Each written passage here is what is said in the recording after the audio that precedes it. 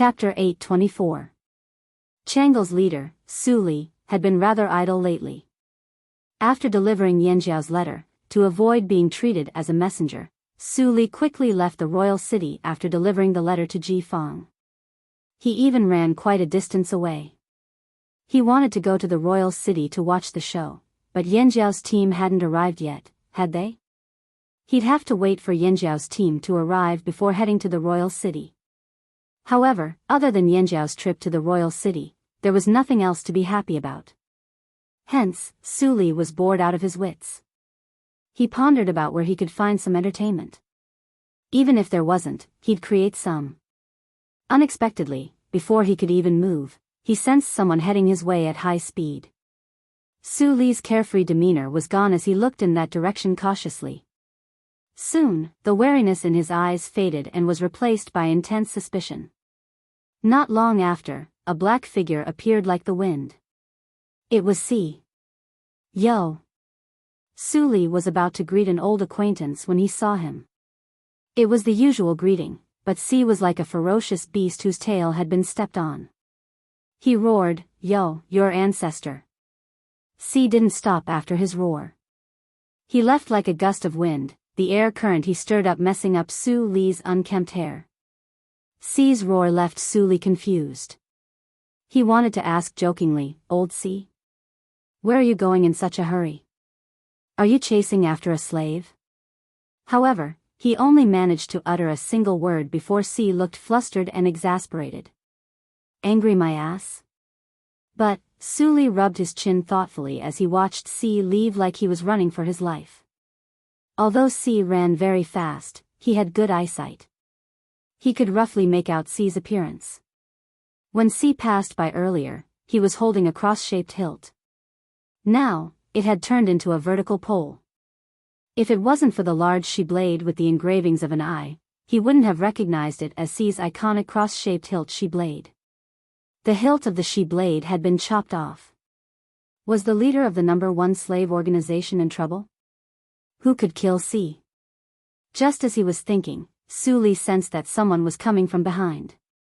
He turned around and his expression froze for a few seconds. Then, he suddenly jumped back and looked at Xiao Xian warily. One of his fingers was already curled, ready to whistle and summon his long-winged bird to escape. Nothing good ever came out of running into Yanjiao people. "Why are you here?" Su Li continued, "I'm not here to deliver the letter. I have something to do, so I'll take my leave first." As if he was afraid that Xiao Xian would open his mouth, Su Li called the long-winged bird over, jumped onto its back, and sped away like a mouse meeting a cat. "Xiao Xian. I haven't even said a word." Meanwhile, the fleeing Si was cursing Xiao Xian 1,000 times in his heart. He was crazy. Wasn't it just because he said something wrong and made a move, he was being chased endlessly? When would these days of being on the run end? It was Si's first experience of running from place to place. After the fight that night, Si had temporarily given up on the idea of going head-to-head with the Yanjiao people. Who knew that Xiao Xian would chase after him with no intention of giving up? At first, Si was still thinking about revenge. However, after days of being chased by Xiao Xian, Si changed his mind. He would listen to Ji Fang from now on and stay as far away from Yanjiao as possible. That way, he wouldn't be chased down by the crazy Yanjiao people if he accidentally gave the wrong order. After running from place to place, Si finally chose to go to the royal city to look for Ji Fang to solve this problem. If he had known that messing with the Yanjiao people would end up in such a sorry state, he would never have sent his men to Yanjiao territory to capture him. Royal City, inside the palace. Ji Fang's eyelids twitched. He had a bad feeling about this. After some thought, Ji Fang asked the person beside him, "Judging by the time, Yanjiao should be here soon, right?" "They'll reach the royal city in 3 days, someone whispered beside Ji Fang. Ji Fang thought about the deployment he made after receiving Su Li's letter. After the Yanjiao people arrived, the royal city shouldn't be in trouble. 2 more days passed. The atmosphere in the royal city was exceptionally solemn. Although the royal city's atmosphere had been strange ever since the increase of patrols in the royal city, it was nothing compared to today. It was as if the entire royal city's army was on high alert. The citizens of the royal city had a hunch that something big was about to happen a few days ago. However, after 2 days, they saw nothing. Instead, their guesses and discussions intensified. It wasn't that no one said the Yinjiao people were coming, but the reaction of the people of the royal city was different from those of the other cities. What? The Yinjiao people were coming? The Yinjiao person who beat up Lubi and crippled the previous head of the Lu family? He's coming again? Great. Great. There's going to be a good show. After the city gate was destroyed, it took a long time to fix it. Who knew what would happen this time? This was the thought of the royal city spectators who lacked entertainment. However, the people in the shops and caravans had a different thought. According to the news, the Yinjiao people were a bunch of idiots with a lot of money. Great. When they arrive, they'll make a fortune out of them. Yinjiao's arrival was the hottest topic in the royal city. There were even rumors that Yinjiao was coming to the royal city to settle down. If that happened, the Lu and Fox families would be in trouble. Because of Yinjiao, the royal city's people didn't even care about the Yi family. As for the large and small families in the royal city, they all had different thoughts. The Lu and Fox families were the leaders. Everyone knew that these two families had conflicts with Yinjiao. The Lin Lu and Fox tribes wanted to stop Xiao Xian but were beaten so badly that they couldn't even lift their heads. The royal city's people still remembered the Lu family's head being slapped over the city gate and sent flying over their heads.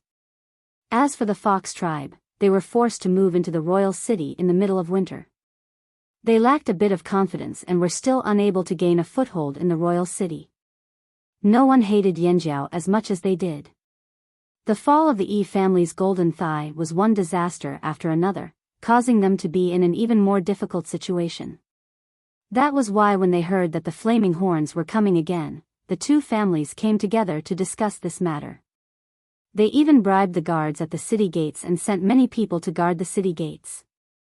It would be best if they could give the flaming horns a show of strength. They didn't know how many people Yinjiao was coming, but they thought that since they had to cross the sea and travel such a long distance to get to the royal city, there wouldn't be many of them. They would be exhausted and unable to fight. It was the perfect time to strike. This time, they planned to use Yinjiao as a stepping stone to show off their strength. I heard that Yinjiao's people will be here today. Lu Ming's eyes were sinister. He still remembered the humiliation from back then. Even now, the black bears would mock them whenever they saw them. I wonder if Yinjiao's Xiao Xian will be coming too. Lubi stood there like a bear. With the hammer in his hand, he cast a huge shadow. Back then, Xiao Xian had stolen Lubi's hammer in front of everyone and even chased after him. It was a thorn in Lubi's heart. Now, he was much stronger than before. His talent was incomparable. Even the boss of the Black Bears, Baimi, didn't want to fight Lubi head-on. In a head-on fight, this talented Lu family prodigy had the upper hand. On the city gate tower, a young man in armor looked into the distance. This type of armor was worn by the leaders of the guards. But if one looked closely, they would see that the sword in his hand had a grain leaf pattern on it. It was the Ji family's emblem. Someone walked up and looked at the Lu family below. He asked the young man in armor, "Are you sure you don't want to tell them the truth?" "No need. They'll know soon enough." The young man didn't even spare the Lu family and Fox people a glance. In the courtyard of the Black Bears, the two brothers, Mao Jin and Mao Da, were brushing the fur of the bear pulling the cart. The other was playing with the bear with a stick stained with beast blood. The black bear pulling the carriage roared and chased after the wooden stick with its jaws wide open. Although it looked fierce, it was just playing around. Even when Mao Da hit its nose with the wooden stick, it only shrunk its neck and twitched its ears, growling in protest. "Boss, what do you think Yinjiao is here for?" Mao Jin asked. Nearby, Baimi shook his head. "I don't know. Do you think Xiao Xian will come?" Mao Jin asked again. Probably. As he said that, the black bear that was chasing after the wooden stick paused. The round ears on its head twitched, and it stopped staring at the wooden stick in Maoda's hand. Instead, it stood up in a direction as if it wanted to see something. However, it was surrounded by walls and houses that were taller than it. It could not see further. What's wrong? Maoda waved the stick in his hand. The black bear didn't even look at it. Instead, it looked anxious. He exchanged a look with Mao Jin and immediately threw down the stick and brush in his hand. He leaped onto the roof and looked in the direction of Royal City's gates. Awoo! In the distance, a wolf howled. Even though it was far away and Royal City was noisy, the sound still reached their ears. Beimi's expression changed. He had been through a lot. He could tell something from the howl. It's coming from outside the gates. Maoda stood on the roof and craned his neck. He could only see the taller walls on the other side of the gates. There are patrols heading that way. Mao Jin said excitedly. They're here. They must be Yanjiao's men. But what was that howl? Maoda asked. We'll know when we see. Beimi strode out of the courtyard. Maoda and Mao Jin hurried after him. It wasn't just the black bears. There was a commotion all over Royal City. The wolf howl that came from outside the city made many people who were chatting in the city quiet down for a while. Then, there was an even louder discussion. Many curious people who liked to watch the show decisively put down what they were doing and rushed to the city gate. The Yi family. Those who had been protected by Yi Tuan during the battle with Yi Xiang and those who had survived the chaos to protect the Yi family all paled. He's here. He's here again. Chapter 825. Gigu looked at the royal city in front of him, deep in thought. The royal city, as expected of the royal city. It was like an ancient giant beast lying there. Even if it didn't make a sound, one could still feel its powerful and majestic aura. It was as if it would swallow everyone and everything that came here in the next moment. There was a sense of urgency in the air that suppressed everything. Those who came here for the first time couldn't help but feel a sense of fear. Because of the slave masters and Zheng Luo's description, Gigu had never liked the people here, especially those from the royal city. He hated them. But he had to admit that the royal city was indeed huge. It was not comparable to the cities they passed by on their way here. There was always a reason to be strong. Logically speaking, as the leader of a tribe, Gigu had to learn from this experience. This is the royal city. There were many people who had the same thought as Gigu. Many of them thought that the Flaming River trading point was already big enough. It was beyond their imagination. It was the biggest trading point they had ever seen in their lives. But now, they realized that they did not know how big the world was until they came here. Gigu finally understood why Xiao Xian asked them to come to the royal city. If they didn't come here, many of the Yanjiao people who were already full of themselves would not recognize reality. It was better to let them see it for themselves. Most of the people who came this time were born and raised on the other side of the continent. There was still a gap between them and Zheng Luo's group. They had learned a lot from this trip. Yanjiao was moving too fast. Many people's ambitions could not keep up with their willpower. After they woke up, they still had a long way to go. Can our Flaming River trading point reach this scale in the future? Ao asked. Our Grand Elder said we can, Tua said confidently. The trading point was in the process of expansion. As the Flaming River Alliance continued to expand, the trading point would continue to expand. Although they also wanted to expand to the size of King's City in one go, overestimating themselves would create a feeling of exaggeration. It was better to be solid and steady. The shamans had all said that military force, population, and the will of the people were all things that had to be considered. Even if he could not see that day, he believed that the day of Yanjiao would come. Gigu smirked. That's good. I think so too. With that said, he raised his arm and swung it down. Crackle, in front of the royal city, on the open plains, 6 totem flags were carried forward in a row, fluttering in the wind. Why 6 totem flags? Back then, there were only 3 flags in Chao Chiu Cheng: Yinjiao's double-horn totem flag, the Flaming River Alliance's dragon flag, and the Longboat tribe's totem flag. But this time, on the way to the royal city, the Hui tribe, Mang tribe, and 8 Limbs tribe had gathered together and thought about it. No matter how they thought about it, they felt that they had lost out. Although not many of their tribes came this time, this was a good opportunity to use Yinjiao's power to make their presence known. It would be a pity to give it up. However, the totem flag was not something that could be easily made.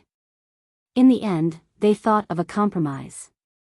They would not draw the totem flag in the name of their tribe, but in the name of a small group of people. There would be a difference in the production of the totem flag, but the slave masters and tribesmen here did not understand the rules of the tribes on the other side of the sea. As long as they let others see the totem flag, they would know that people from this tribe had come here before. It would not be in vain for them to come here with the flaming horns. Ta held the Yinjiao totem flag and poked the flagpole into the ground. With a bang, a large amount of dust and grass flew up from the ground. He let go of the flag, and the totem flag quietly stood on the ground.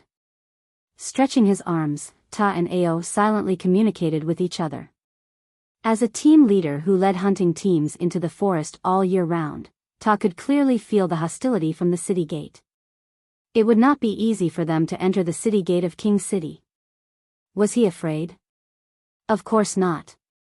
After stretching his arms, Ta grabbed the flagpole again and pulled it out from the ground.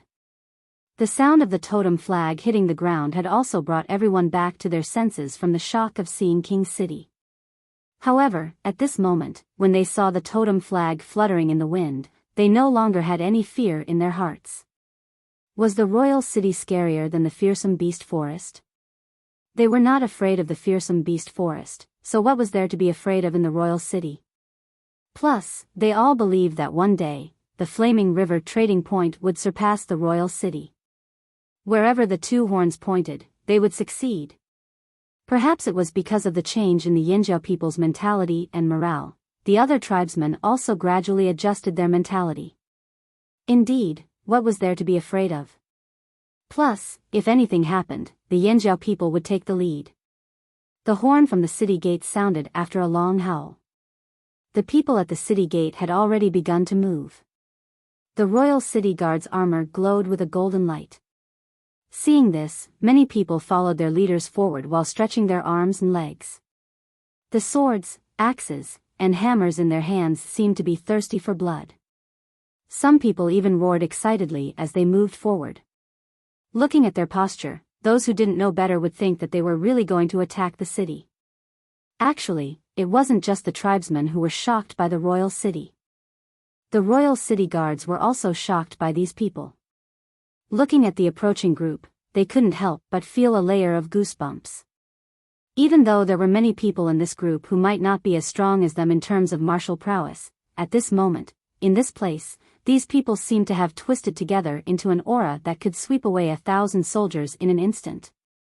On this continent, perhaps only a trained army or a few tribes that lived far away in the mountains could achieve such a feat. This was the advantage of these tribesmen who had just merged with their fire seed. They were united and the influence of their fire seed was still present. Among the guards at the city gate, Lu Ming looked at the approaching group and gulped. So many people? And where were the others from? Didn't they say only Yinjiao? Why were there so many flags with totems? If they didn't borrow the power of the royal city, with just the Lu family and the Fox people, even if they could win, it would not be easy. The Lu family was still hesitating, but the Fox people were already thinking of retreating. Even though the Yinjiao tribesmen only knew Shao Xian, they were familiar with Yinjiao's fire seed aura and style. That was why when they saw the numbers, the cunning Fox tribesmen did not want to fight head-on. The Lu family should be the one to deal with the Flaming Horn tribe. It was a difficult task. The armored youth on the city gate tower looked at the approaching group and hesitated. He did not go down to greet them. It wasn't that he didn't dare, he just wanted to observe the situation first. Remembering his brother Ji Fang's words, the armored youth searched the approaching group but did not find the person he was looking for. Where was Yanjiao's Xiao Xian? They said they were here to negotiate with Yanjiao. The most important person was Yanjiao's Xiao Xian. If not for Xiao Xian, Ji Fang would not be so afraid of Yanjiao. Just as he was thinking, the cry of an eagle came from the sky. It was not the ones in the sky, but an eagle flying from another direction. It swooped down towards the group heading for the city gate. A figure jumped down from the eagle's back and landed at the front of the group. The armored youth on the city gate tower noticed that when that person appeared, the troops heading towards King's City fell silent. Even the roars stopped at the same time. The leaders also looked at that person, as if they were waiting for something. "That's Yanjiao's Xiao Xian?" the armored youth asked. "That's him," someone beside the armored youth replied in a low voice. Xiao Xian's appearance lessened the pressure on Gigu and the others.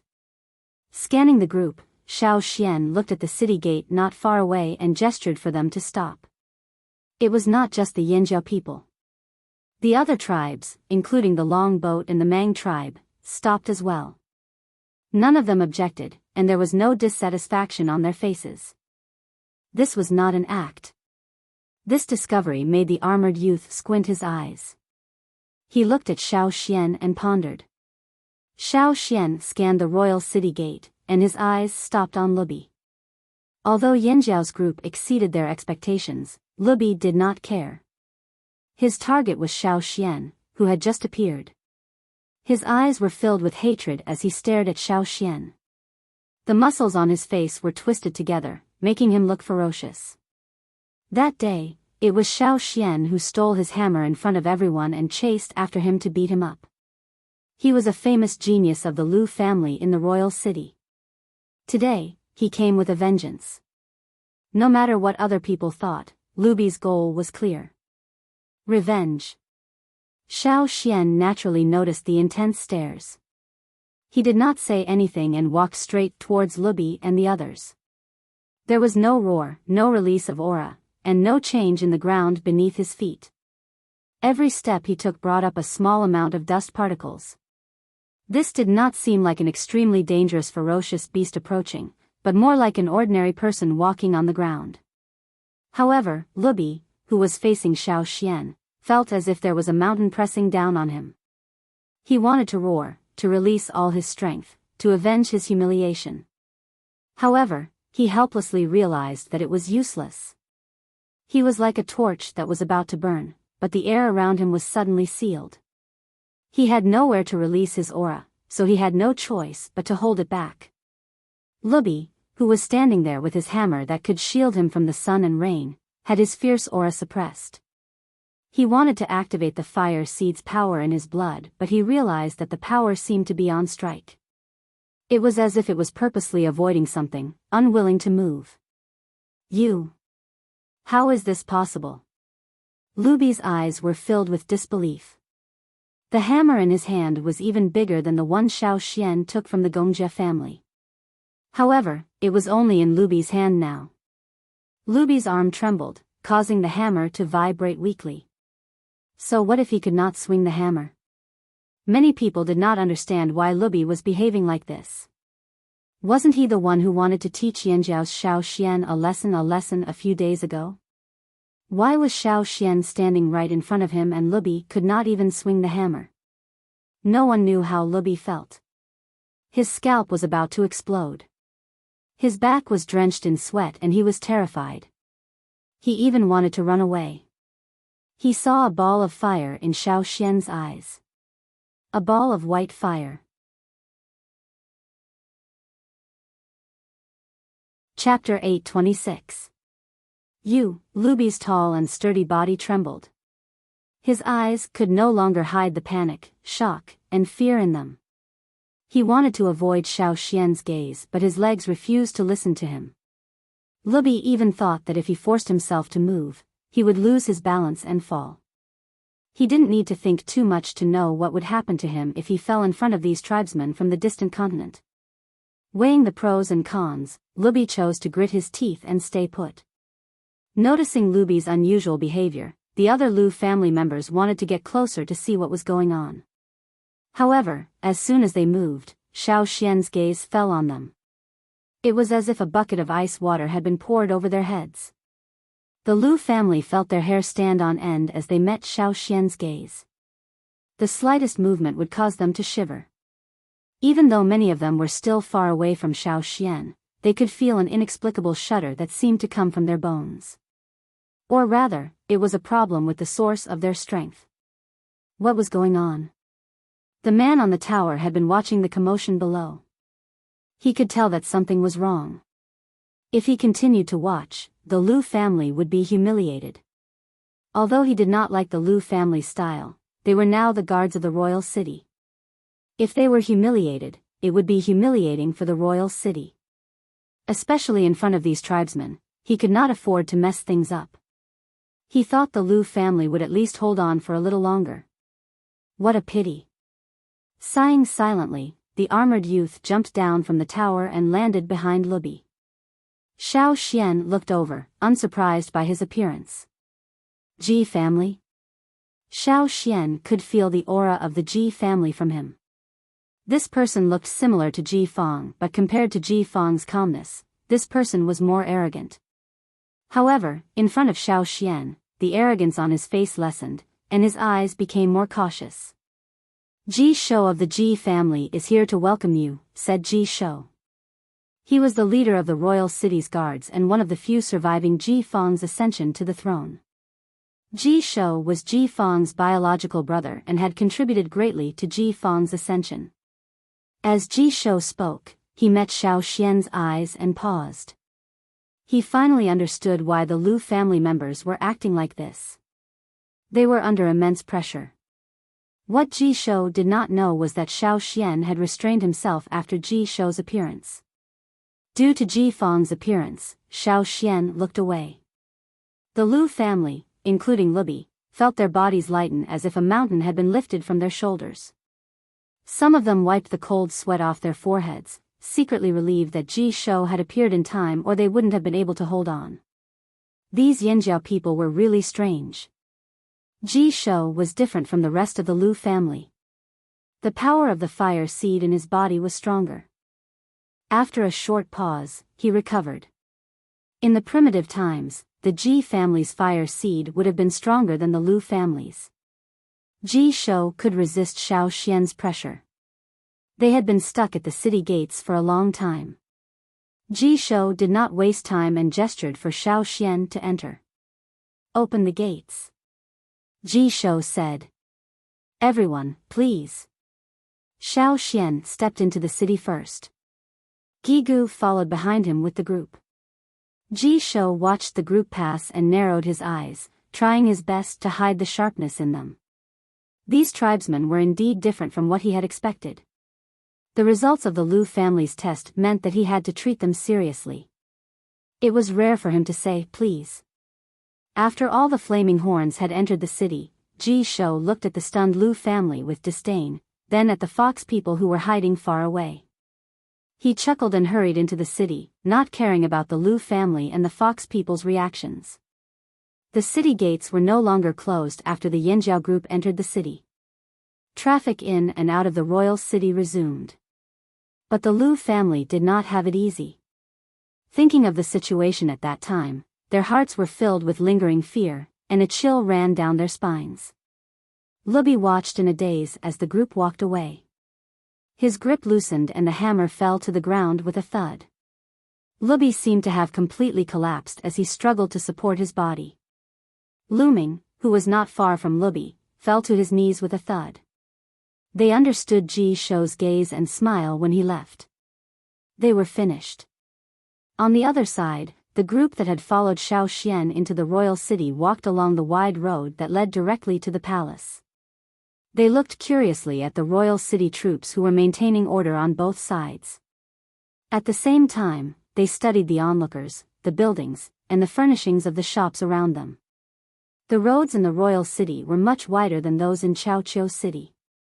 Caesar and his group did not find it crowded at all. Large beasts often walked around the royal city. However, this road was not open to just anyone. Travelers and caravans usually took other routes into the city.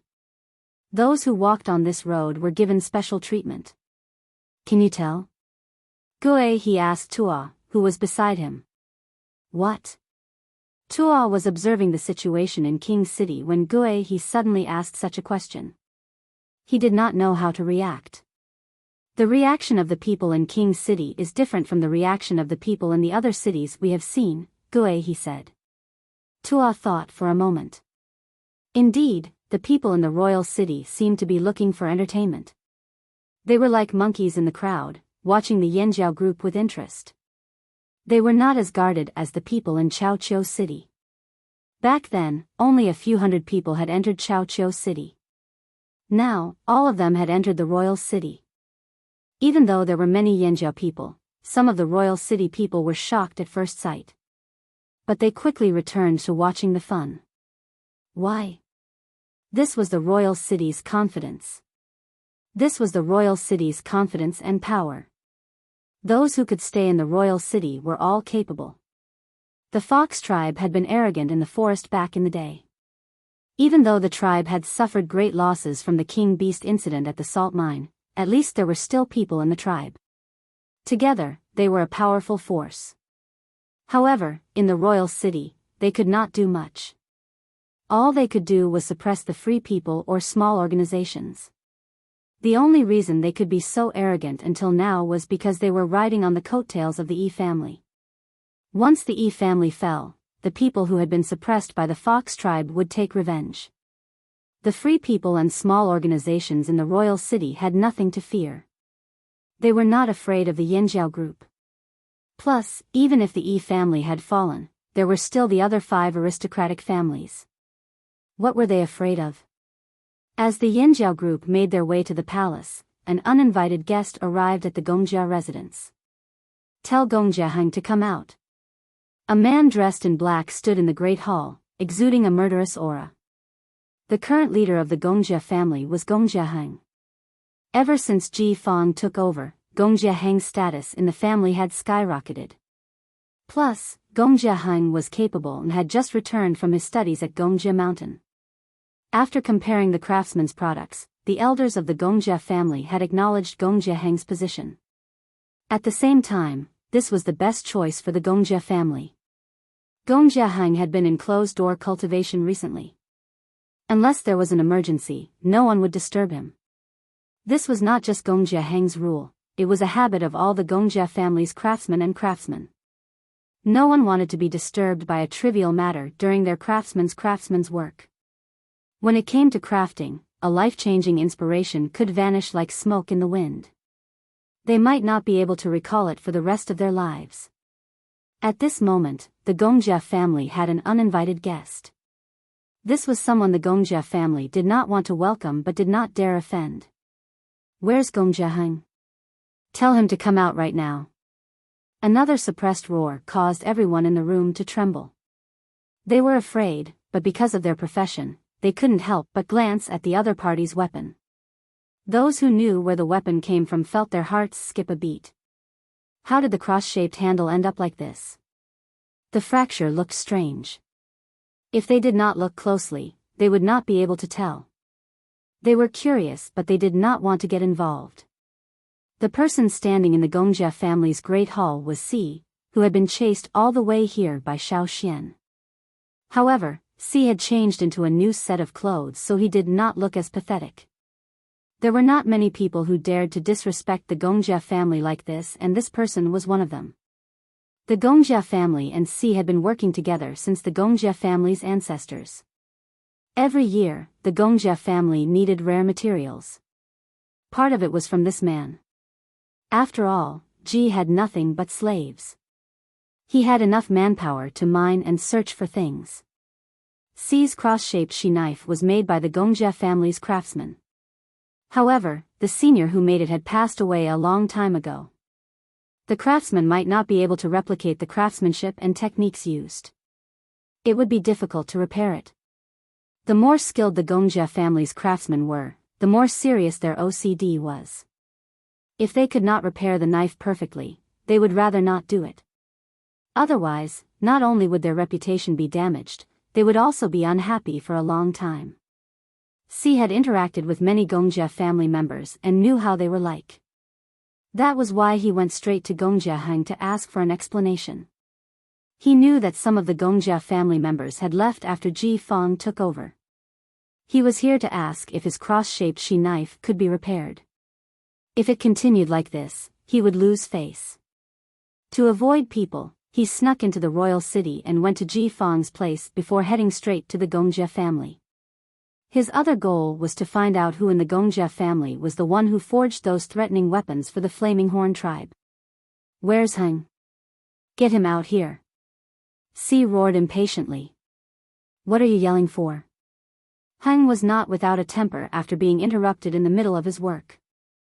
However, the moment he entered, he saw the shi knife in C's hand. His eyes were glued to it. Your knife, let me see.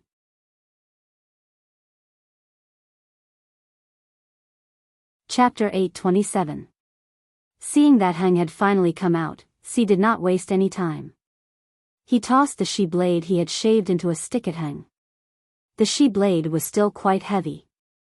Although it had been shaved, it was still heavy for a regular person. However, as a blacksmith, Heng's arm strength was incomparable to a regular person's. After catching the shi blade firmly, he did not even look at C as he studied it carefully. The other Gongjia family members did not care anymore. They all gathered around to study the shi blade's fracture. The people who were still in the hall were all people of some status in the family. They were Heng's trusted aides, so C was not afraid of them spreading rumors. He allowed them to study it. This fracture. Heng rubbed his finger back and forth, carefully feeling the surface of the fracture. His eyes did not miss a single detail. To be able to create such a fracture, the other party's weapon must be very sharp and hard. The force of the blow must have been very strong too. Most importantly, he did not know what material it was made of. From the fracture, Heng could tell that the weapon used to break the handle was not a material he was familiar with. This piqued Heng's curiosity. He asked C, "Tell me about what happened." C refused to recall what happened. He would not describe how Xiao Xian had shaved him to the Gongjia family. He could not wait to hide this embarrassing incident. How could he tell anyone? It's fine if you don't want to talk. Tell me what the weapon looks like.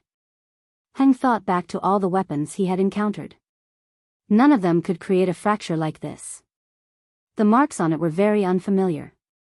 You don't know? C glanced at Heng and the other blacksmiths with a strange expression. He really could not describe what Xiao Xian's blade looked like. It's a blade. I didn't notice it at the time, but I know it has the Gongjia family's cloud pattern on it. There's no mistaking it. Among the Gongjia family members who left, who went to Yanjiao? Yanjiao? The one who broke the shi blade was Xiao Xian from Yanjiao, asked Heng. Yes, you know Xiao Xian.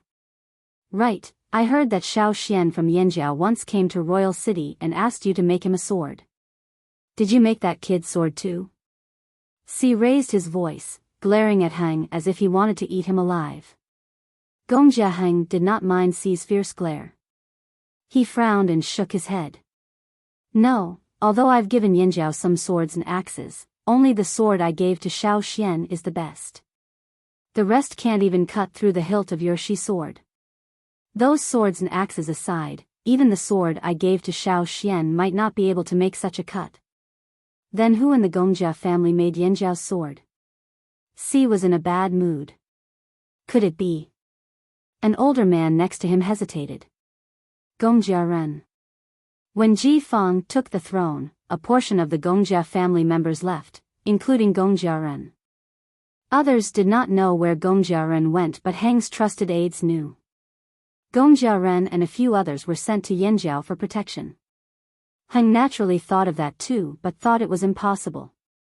How long had it been since Gongjia Ren left? Plus, Gongjia Ren had never been to Xia Valley to receive his ancestors' inheritance. Even if Gongjia Ren was talented, there were many talented people in the Gongjia family. So how did Gongjia Ren make these weapons? Just as the Gongjia family members were guessing who made Xiao Xian's sword, Yanjiao's team arrived at the palace. Of course, not everyone entered the palace. Xiao Xian led 200 people into the palace while the rest stayed outside.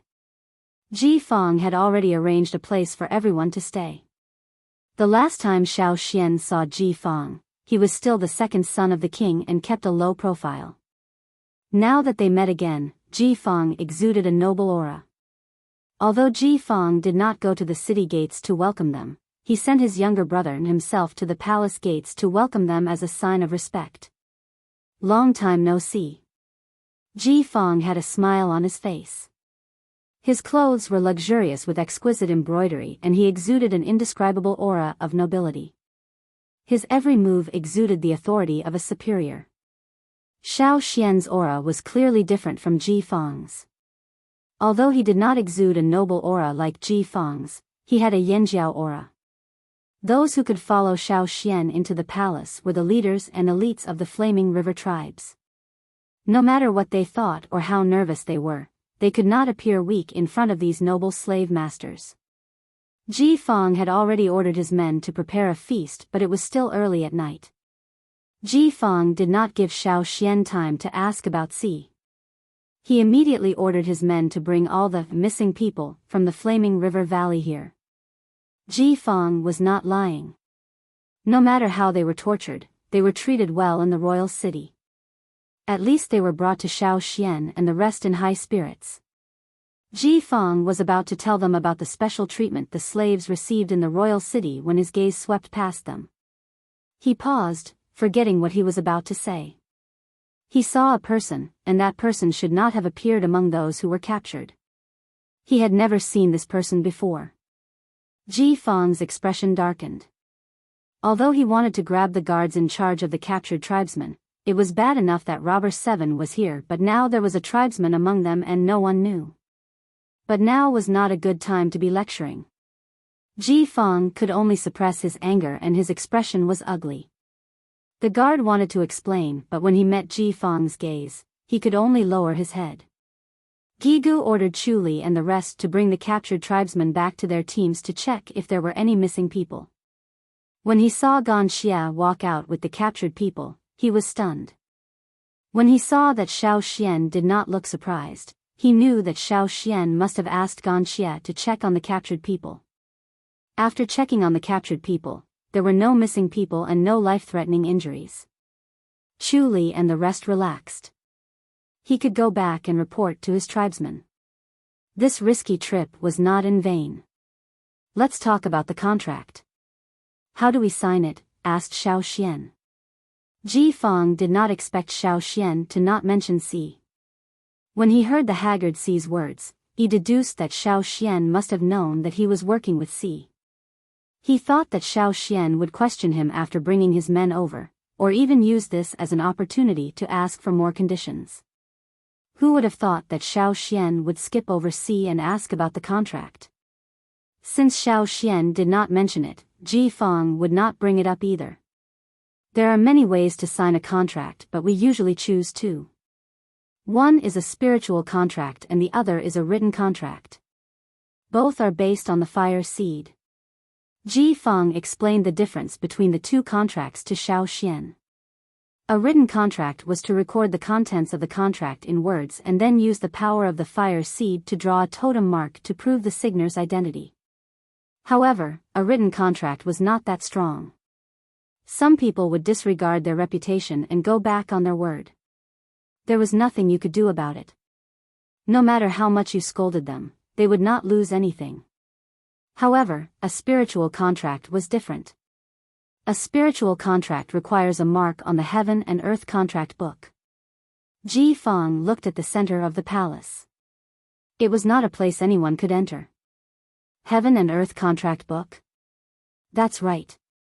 The heaven and earth contract book is connected to the fire seed. It cannot be changed easily, even if you are the king. The smile on Ji Fang's face was replaced by a solemn expression. When the heaven and earth contract book was mentioned, everyone would be in awe, including himself. If you choose the Heaven and Earth contract book, I will bring you there. If you choose the written contract, we can start discussing the contents now, said Ji Fang. Heaven and Earth contract book. Xiao Xian looked at the center of the palace. I choose the Heaven and Earth contract book. Gigu and the rest had no objections to Xiao Xian's choice. They could tell that the only person Ji Fang valued was Xiao Xian. Coincidentally, they followed Xiao Xian's decision. News of Yanjiao choosing the Heaven and Earth contract book soon spread outside the palace. What? Those tribesmen chose the Heaven and Earth contract book? Heaven and Earth contract book? Did I hear wrong? Really? Definitely, it came from the nobles. The royal city's spectators exploded. Yanjiao's tribesmen had chosen the Heaven and Earth contract book method. Most of them had never seen what a Heaven and Earth contract book looked like. Other than the nobles in the royal city, only the leaders of large caravans and tribes had seen it. Although the passers-by had not seen it with their own eyes, they had heard of it. Place your bets. Place your bets. The gambling house was the first to react. They started shouting and putting up a large sign. Someone beat a drum to attract attention. Everyone, guess how big of a mark Yanjiao will leave on the Heaven and Earth contract book? Why don't you come in and place your bets? Whoosh, the royal city spectators, who were curious and eager to watch the show, were now itching for a bet. The older people knew how the Heaven and Earth contract book was bet, but the younger people did not know why and fought to ask. The gambling house's people looked pleased. They enjoyed the feeling of being surrounded by people, and also enjoyed the requests of the ignorant people. Moreover, the more people there were, the more they earned. The person beating the drum stopped and cleared his throat. He was about to explain in detail to these ignorant juniors. Unexpectedly, just as he was about to open his mouth, someone suddenly jumped out and slammed something on the table in front of him. Bet a crystal. The gambling house's people's eyes flashed coldly. They looked across the table at the person who interrupted them. However, before they could take a closer look, their eyes were attracted by the thing on the table. A crystal as thick as an arm was slammed on the table, pressing down on the spot where the words, Yanjiao, were written in red. The crowd instantly fell silent. Then, they all looked at the person who pressed down on the big crystal, as if they were looking at an idiot.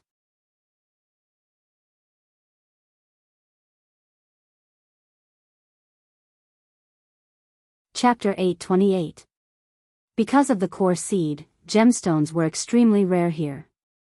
That was why the people here, whether they were nobles, slave masters, or tribesmen who lived far away from the city, loved gemstones very much. The rarer something was, the more precious it was. The better the quality of life, the more people who didn't have to worry about food and clothing, the more they liked beautiful and rare gemstones. A long time ago, there were no gambling houses in the royal city. The so-called gambling houses were just games for some bored people to pass the time. Occasionally, they would place bets because of some fights. Later, there were more and more organizations. Some of them saw the business opportunities in gambling and joined forces to set up gambling houses. Their purpose was not to pass the time, but to make a profit. The gambling house in the royal city was the largest in the city. It was called Fubo. Fubo was probably the most famous gambling house on the mainland. After all, it was based in the royal city. Although other gambling houses had some scale, because they were set up later than Fubo, they were not as famous as Fubo. In terms of strength, there was also a gap. Many gambling houses that were gradually rising wanted to enter the royal city. After all, the royal city was the richest place on the mainland. If a gambling house was set up in the royal city, the profits would definitely be huge. However, because of Fubo, they were unable to establish themselves in the royal city. Ever since Fubo was set up, they would set up gambling houses every day. There were various kinds of gambling houses. Through various forms of winning and losing, they attracted gamblers and accumulated wealth. If it was a large-scale gambling house, someone would inform them. people from all over the royal city would hear about it and come over. This time, it was like that. The sound of the drums told the people in the city that there was a big event and they could start gambling. However, even if they were mentally prepared, no one would have thought that this would happen. Therefore, when this crystal as thick as an arm was thrown out, some people's eyes widened. This was too ruthless. Such a big crystal, how precious was it? Just like that, it was thrown on the gambling table. Wouldn't it be heartbreaking to lose it? If it were them, they would be heartbroken for half their lives. Usually, they would gamble just to pass the time and use a little money to play. Everyone had different goals. Some people were really bored and wanted to pass the time. Some were just following the trend to join in the fun. There were also some who wanted to inquire about some information or get familiar with others through gambling. Of course, there were also some people who were addicted to gambling and would take out more money. The people in the gambling house had also seen some noble children throw away a lot of money, betting with precious things and so on. However, they had never seen such a large crystal. The sunlight was refracted into 7 colors by this pure and translucent crystal. When it shone on the table, some people almost forgot to breathe. This, not to mention the onlookers, even Fu Bo's people were dumbfounded at this time. Some people wanted to touch the crystal, but their fingers were trembling, afraid that they would accidentally destroy it. Abuli, how can you place? The drumming and Pu tribesmen came up from behind. People from other tribes also heard the commotion and came over. They did not follow Xiao Xian into the palace this time. Most of the people who entered the palace were Yanjiao people and the tribes who had lost a lot of people. These people who were placed outside the palace had nothing to do anyway, so they decided to go around the royal city to broaden their horizons. They also wanted to see if there were any souvenirs. If they liked something, they would buy it. It was rare for them to come here. They had just started walking around when they heard about the gambling house. There were often gambling houses in the Flaming River trading point, so they had seen them before.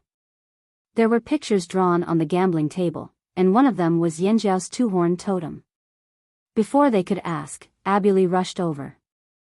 Ever since he came here, Abuli had become a tycoon. The feeling of being able to buy a lot of things with a wave of his hand was amazing. Because he had the support of the other tribes in the Flaming River Alliance, Abuli began to flaunt his wealth. Abuli was just flaunting his wealth too much, so he slapped the table in excitement. Now that everyone looked at him like he was an idiot, he came back to his senses. This was not the Flaming River trading point. The rules were different and the way of playing might be different too. He didn't even know what the Heaven and Earth Agreement book was. After he woke up, Abuli regretted it immediately. He had been too complacent this time and had lost his composure as the chief of a tribe. What's the Heaven and Earth contract?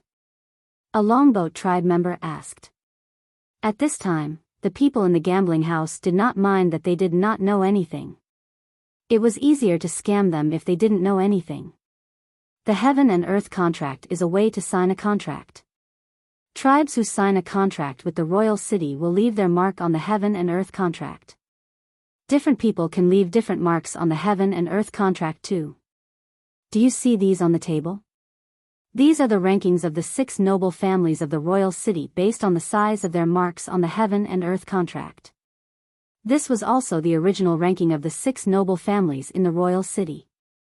The people in the gambling house did not say the second half of the sentence because this was only the ranking of the 6 noble families of the royal city in the past. Now, many things had changed. For example, the E family, who was ranked second in terms of the size of their marks on the Heaven-Earth contract, was now half crippled. To put it simply, the stronger the person, the bigger the mark they can leave on the Heaven and Earth contract. The explanation was simple and easy to understand. Abuli looked at the 7 big sections on the table and understood a little.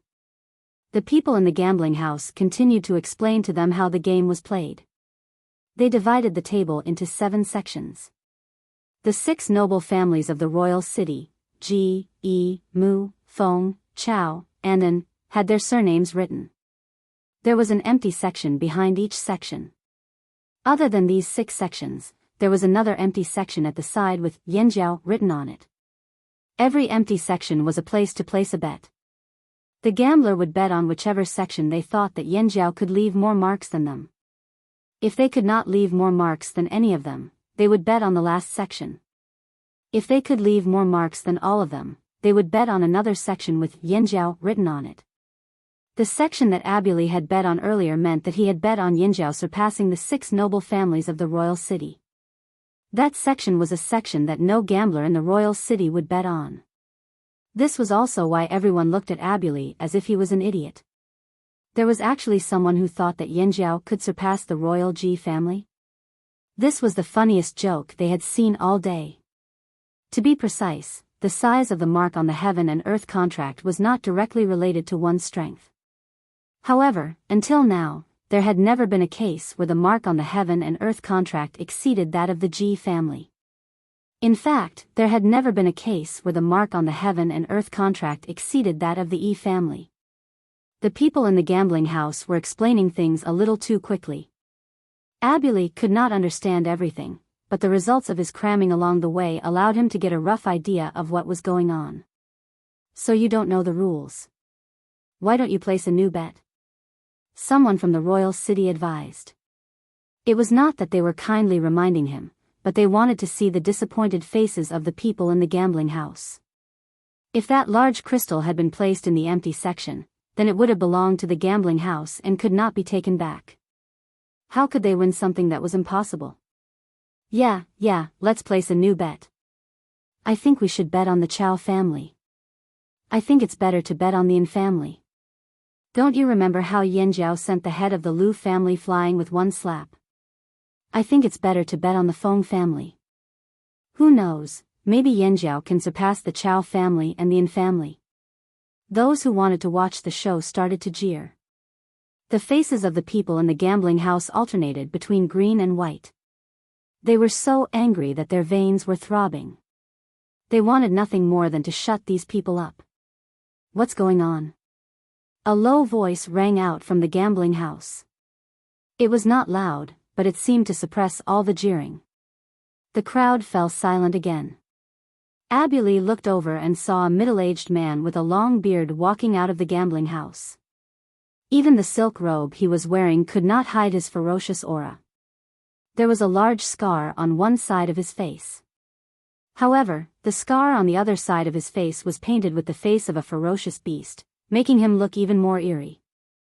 The person who hit the drum saw this and was slightly taken aback. He stepped back and made way for the middle-aged man. "Boss, it's like this," someone from the gambling house came over to explain the situation. The middle-aged man looked at the crystal on the gambling table. His eyes flashed. After all, he was the leader. Although he was excited, he maintained a steady and calm expression. He walked to the gambling table and sized up Abuli's group. He said, "I am Bo Yi, the leader of Fu Bo. They have already explained the rules of the Heaven and Earth Contract Book Bet." Abuli looked at Bo Yi's long beard that parted when he spoke. He did not pay attention to what the other party was saying and let out a confused, "Ah." Foolish people are easy to trick. This was Bo Yi's first impression of Abuli. Without waiting for Abuli to speak, Bo Yi continued, "How about this? You all came from afar, so it's understandable that you don't know the rules here. Even some of the young people in the royal city might not know how to bet on the Heaven and Earth Contract. You should all understand now, right? How about we place a new bet?" He purposely spoke slowly and loudly, but every word was emphasized clearly. Everyone present could hear him clearly. "Boss." The people beside him wanted to persuade him, but Bo Yi raised his hand to stop them. Bo Yi did not look at the people in the gambling house who were scratching their heads. His eyes were fixed on Abuli's group. "How do you choose? Or do you choose to believe in Yanjiao?" He purposely changed the topic. Believing in Yanjiao did not necessarily mean that Yanjiao would surpass the 6 tribes of the royal city. It did not mean that they had to keep their wealth. But at a time like this, how would these unfamiliar tribesmen choose? "Of course we choose to believe in Yanjiao." Abuli had no intention of taking back the crystal. Bo Yi's lips curled. Just as he expected. They were going to get this crystal. Bo Yi looked away from Abuli and turned to the people around him. Do you all want to play too? The drumming tribes Qing Yi and the Pu tribes Yu looked at each other. They both took out the water moonstones that they originally planned to buy, and they even took out bags of them. Like Abuli, I'll bet on Yanjiao. Zhui threw out his bag. Bam! A bag of water moonstones was thrown at the spot with Yanjiao written on it. The bag was wide open, allowing everyone to see the stones inside. Because there were already people coming and going between the two continents, the Longboat tribe sold some water moonstones here at a high price. As people from the royal city, they had seen water moonstones before. Plus, the people of the royal city thought water moonstones were more valuable than crystals. They had never seen so many at once. There were at least 20 pieces in this bag, right? Bo Yi's fingers trembled. He covered the top of the bag with his arm. Even though he only blocked a small part of the light, they could still see the light from the water moonstones. These were high-quality water moonstones, not those low-quality ones that gave off a dim light and had impurities. Bo Yi's heart raced. Hiss, someone in the crowd gasped. Another big spender. Me too, Qing Yi said. Bam! An even bigger bag of water moonstones was thrown at the spot with Yanjiao written on it. Bo Yi inspected the goods. This bag of water moonstones was of a higher quality than the previous one. Oh, the crowd cheered even louder. Bo Gu of the Gu tribe did not say a word. He opened his animal skin bag and placed the bag of ground ice stones there. A few high-quality ground ice stones rolled out of the bag. Under the light from Yangguang, they looked like the eyes of a beast staring at the crowd. Looking at them from different angles, it felt like the beast's eyes were moving. Wow, the crowd cheered even louder. They were all big spenders. The other tribesmen from the Longboat tribe didn't stay idle either. They all took out their belongings and placed them in the same spot. Bags of jades, crystals, and magnificent gems dazzled the people around the gambling house. Their eyes almost popped out of their sockets. Their shouts grew louder and louder, and the people in the back were numb. However, the shouts did not die down, and the excitement of the crowd did not diminish at all. Instead, the shouts became louder as more and more onlookers joined in. It seemed that only by shouting could they vent their excitement. Gulp, someone swallowed his saliva, and more people around him followed suit. Some of them even wiped the saliva that flowed out. They could not be blamed for their reactions. Even though they were born in the capital or often came to the capital for trade and claimed to be knowledgeable, this was the first time in their lives that they had seen so many gems of such high quality. Even the Ji family rarely took out so many gems at once. Crazy, these tribesmen from the other side of the sea were all crazy. Bo Yi was so excited his face turned red. These gems were all theirs. All of them. The number of people beating the drums increased from 1 to 5. The drums were also changed to a bigger model. With 5 people beating the drums at the same time, it was as if they were going to break the drums. The people nearby felt as if thunder was rumbling in their ears. The rumbling of the drums could be heard by the entire royal city. More and more people came to the gambling den and placed their bets. However, no one in the royal city touched the Yanjiao section. Of course they had to participate in a bet like this where the results could be predicted. They were here to make money, not lose money. Bo Yi looked at the increasing amount of valuables on the table. He started calculating the odds of each section based on the value of the items. He was calculating how they could make the most out of it. Chapter 829. The tribesmen who came over put up their own gemstones. Those who didn't have any gemstones were persuaded by the gambling house to put up their weapons, but they refused. Tribesmen could live without gems, but they couldn't live without weapons. Otherwise, what would they use to fight if a war broke out? Those gems? Bo Yi thought it was a pity. He heard from his sources that the Flaming Horns had many good quality weapons. He wanted to trick them into giving him their weapons, but he didn't expect these tribesmen to be so cautious and stubborn. They wouldn't give in no matter what he said. Although it was a pity, looking at the mountain of gems on the table, Bo-e was excited again. They were rich. This was a huge haul. As the number of participants increased, Bo-e quickly came up with the best plan for himself. Those who bet that the Flaming Horn tribe would surpass the 6 tribes of King's City had odds of 1 to 5. The other 6 bets were either 1 to 2 or 1 to 3. The odds here were all rounded. The lowest bet was only 1 to 2. Once the proposal was out, the number of people placing their bets increased. Some of the older gamblers had used Bo-e's proposal as a basis to place their bets. They were worried that there might be a trap. Now that the proposal was out, they felt more at ease. However, most of them chose the last few bets. Very few people placed their bets behind the G and E family. This meant that the people of Royal City didn't think Yanjiao would win. Even if Yanjiao sent the Lu family's previous head flying with a slap, it didn't prove anything. The G and E family of Royal City had a special place in Royal City's hearts. Only 1 to 5? I thought it would be 1 to 10 or 1 to 100, someone mumbled. More than one person thought so. Even Bo-e had planned to do so at first but quickly rejected it. First, these tribesmen had just arrived in Royal City. Bo-e didn't know how the 6 tribes of Royal City felt about them, so he didn't dare to make his bet too obvious. He wanted to do something like 1 to 11 to 100 to attract more bets so they could earn more. But he was worried that if he made it too obvious, these tribesmen with bad tempers would cause a ruckus. If chaos ensued, they would be the ones to take the blame. The gains would not make up for the losses. 1-5 was just right. It didn't sound too different from the others. Why was it that there were so many gambling houses, but only Fubo could establish a foothold here? On one hand, Fubo was established early and had great strength. On the other hand, Fubo knew how to read people's faces and try to figure out the intentions of the nobles in the royal city. When it was time to do good, he should be firm. Besides, he had to give these tribesmen face and not make things too ugly.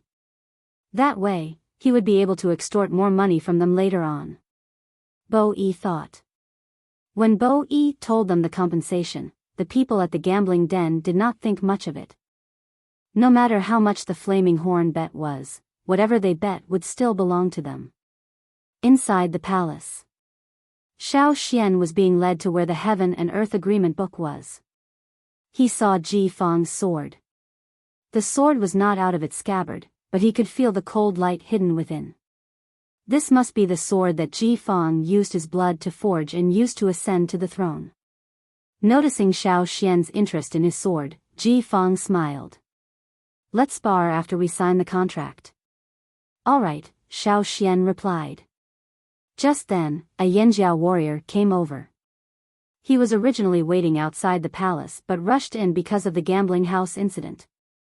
He told Xiao Xian about what happened outside. Grand Elder, everyone outside is talking about it. The warrior was displeased because the people outside were looking down on Yanjiao.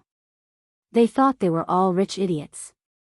Xiao Xian thought about it but did not answer directly.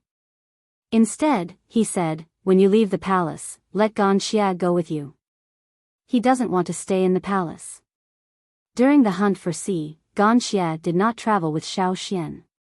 Xiao Xian let him check on the captured people first. However, after Gan Xia returned, he told Xiao Xian that there was a fire seed's aura in the palace that he did not like. He felt uncomfortable staying in the palace for too long and wanted to leave. After the Yanjiao warrior left, Ji Fang continued leading Xiao Xian and the others towards the Heaven and Earth Agreement book. He knew about the gambling house but didn't care. It's right in front. Ji Fang slowed down, his expression turning serious. Gigu and Ao could feel the strong fire seed's aura. They had sensed it when they first entered the palace, but now that they were closer, the feeling was even stronger. There was no sense of rejection from a foreign tribe's fire seed. The fire seed's aura seemed to be controlled in a very small area, like a sleeping person, its presence reduced. There's a fire seed inside? Gigu looked over in surprise. Because of the high walls, he could not see what was going on inside. The people here had long ceased to exist as tribes.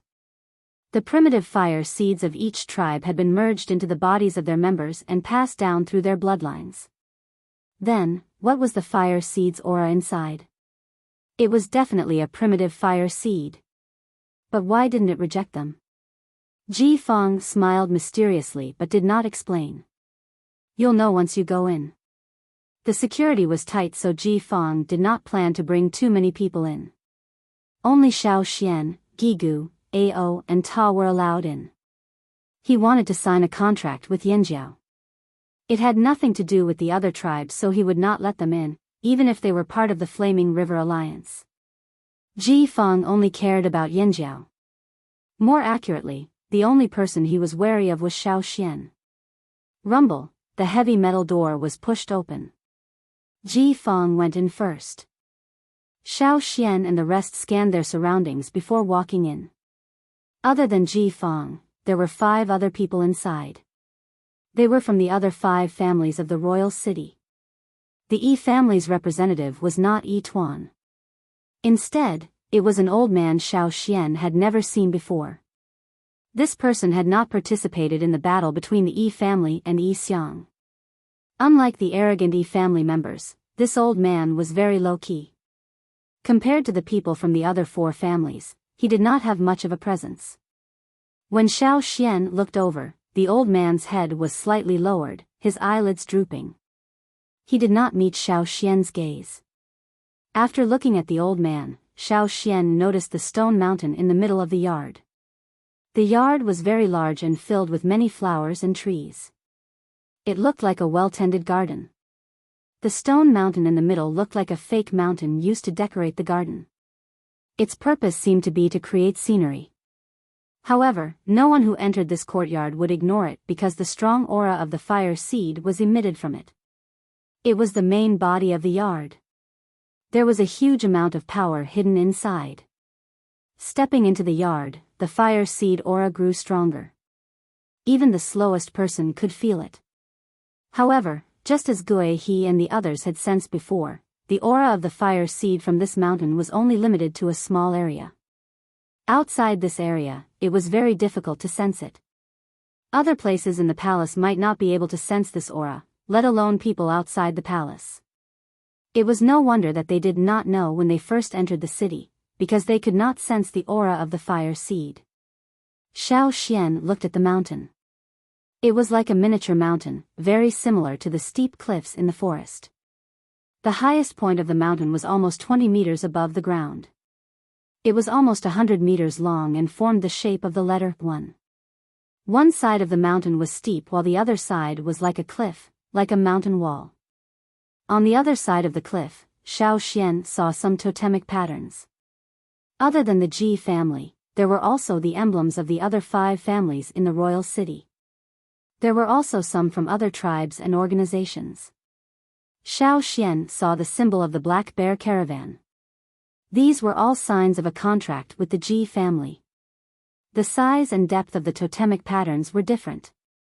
The lighter the pattern, the older it was. The pattern of the Black Bear Caravan was lighter. The previous leader of the Black Bear Caravan must have made a contract with the Ji family. Of course, the Ji family would not allow a caravan without a contract to grow in the royal city. As for the size of the totemic patterns, Xiao Xian took a look. The 6 noble families in the royal city had the largest totemic patterns, especially the Ji family and the Yi family. They were obviously larger than the others, but the difference between the 2 families was not obvious. In fact, the Ji family was only slightly larger than the Yi family. Could this be the heaven and earth contract? Gigu asked uncertainly. Yes, it is. Ji Feng stood in front of the mountain, looking at the large and small totemic patterns on it. His heart swelled with pride again. There was a reason why the royal city was located here. In the beginning, The ancestors of the Ji family chose this place because they thought that if they were faced with an invincible enemy, be it human or beast, the Ji family could use the Heaven and Earth Contract Book's power to make a last stand when there was no way out. Why did the Ji family suppress the other families to become the dominant family in the royal city? Strength was one reason, but there was another. Back then, only the Ji family could gain the recognition of the mountain. Even the Yi family, who always thought their fire seed was the strongest, could not do it. According to the records left behind by the Ji family's ancestors, it was their blood that awakened the mountain. This mountain only recognized members of the Ji family, and only those with a strong enough royal bloodline in the Ji family. It did not recognize the weak. Another unknown reason why Ji Feng was able to succeed was that he had gained the recognition of the mountain. Without the royal bloodline of the Ji family, no one could leave a mark on the mountain. Yes, not a single mark. Even if the Gongjia family's sharp swords left a mark on the mountain, it would disappear very quickly, as if the mountain had erased it. This was why Ji Feng said that once a contract was signed on the Heaven and Earth contract, it could not be changed. Gue He and the others looked up at the mountain in front of them. This mountain wall was more like a totem wall carved with all kinds of totems. Inside it was a primitive fire seed that did not belong to any tribe, person, or beast. They had always thought that the Heaven and Earth contract was made from animal skin, cloth, or plants, similar to the animal skin rolls they used. They did not expect the Heaven and Earth contract to be a mountain. There was a primitive fire seed attached to it. From a certain point of view, this mountain was alive. Chapter 830. Xiao Xian could feel the power of the fire seed flowing within the mountain. However, just like humans, the totemic warriors who were not in battle usually did not display their powers. Similarly, this mountain was the same. Judging from its appearance, there was nothing special about this mountain other than the fact that there were no plants growing on it. Do we sign the contract now? Xiao Xian asked. If you want, we can do it now. You've already seen the contract. If you don't object, we can sign it now, said Ji Feng. To keep Yanjiao in check, Ji Feng had offered very good terms. Everyone had to interact peacefully and not fight. They had to abide by each other's rules when they were in each other's territory. The time limit was 100 years. Royal City needed to expand and deal with internal and external matters. The same was true for Yanjiao. They needed time to develop. This was beneficial to both sides.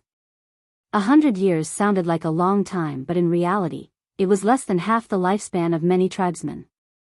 If Ji Feng could hold the throne for 100 years, it was not impossible for him to sit on the throne for 100 years. Moreover, even if Ji Feng was no longer around after 100 years, the contract would still be in effect. The successor would continue to abide by it. Just like the contract signed between the Black Bears and Royal City. It was still in effect. No matter who became the leader of the Black Bears, they would abide by the contract until it expired. Xiao Xian looked at Gigu and the others. Seeing that they had no objections, he nodded. Then let's sign the contract now. Ji Feng passed a scroll made of animal skin to Xiao Xian and the others. After confirming that there were no mistakes, he took the scroll and walked to the mountain wall. He paced back and forth and stopped at a spot. Pointing at the wall, he said to Xiao Xian, "There's more space here. Let's sign it here." When Xiao Xian nodded, Ji Feng's expression turned solemn. He raised his right hand and with a shake, his palm split open. Blood flowed out. Before the blood dripped, Ji Feng had already pressed his bleeding palm against the mountain wall. At the same time, some veins appeared on his body. Xiao Xian had seen those veins on Ji Ju before. The fire seed of the Ji family radiated from Ji Feng. A ball of fire appeared on his palm. At the same time, Ji Feng began to recite the contents of the contract. With every word he recited, a portion of the totem pattern on his palm was completed. When the 1-meter-long totem pattern was completely formed, the content of the contract was almost finished. For a period of 100 years. As the last word was spoken, a ring of red light appeared around the Ji family's totem. It was the fire seed of the mountain. This circle of flames surrounded the totem mark left behind by Ji Fang. Ji Fang retracted his hand. The totem mark on the mountain wall was still there, and so was the circle of red flames. Taking 2 steps back, Ji Fang gestured for Xiao Xian to come forward. You just need to leave your imprint at the side. Xiao Xian nodded. He walked forward and pressed his hand against the mountain wall, right beside the Ji family's totem mark. The moment Xiao Xian's hand touched the wall, the red flames around the Ji family's totem mark extended towards him. Xiao Xian closed his eyes. He could feel the flow of energy within the mountain and the fire seed in the heart of the mountain. Perhaps others would find the fire seed in the mountain unfamiliar. Even if it did not show any strong resistance, it would still give off a certain amount of pressure. The closer one was to it, the more uncomfortable the pressure would be. However, Xiao Xian was different. He did not feel the pressure from the mountain's fire seed. He felt that the fire seed inside was familiar, similar to the white flames inside his body. Other than that, the contract was a manifestation of the fire seed's power. Xiao Xian could feel every bit of energy flowing through his palm. Opening his eyes, a white flame appeared in Xiao Xian's eyes. The totem mark on his body spread rapidly. The power of the Yinjiao fire seed in his blood surged towards his palm. The aura of the Yinjiao fire seed spread outwards. Outside the palace, the gambling den had received news from a few aristocrats that Yinjiao was about to sign a contract with the royal city. Hence, the people gathered there did not leave. To prevent anyone from stealing from the gambling table, Bo Yi sent many people over. They surrounded the gambling table in 3 layers. Everyone looked around like they were guarding against thieves. Those who wanted to place their bets would place their bets through the only gap left. When they felt the movement of the fire seed from the palace, they knew that the contract had begun. It's the aura of the Yinjiao fire seed, Abuli said.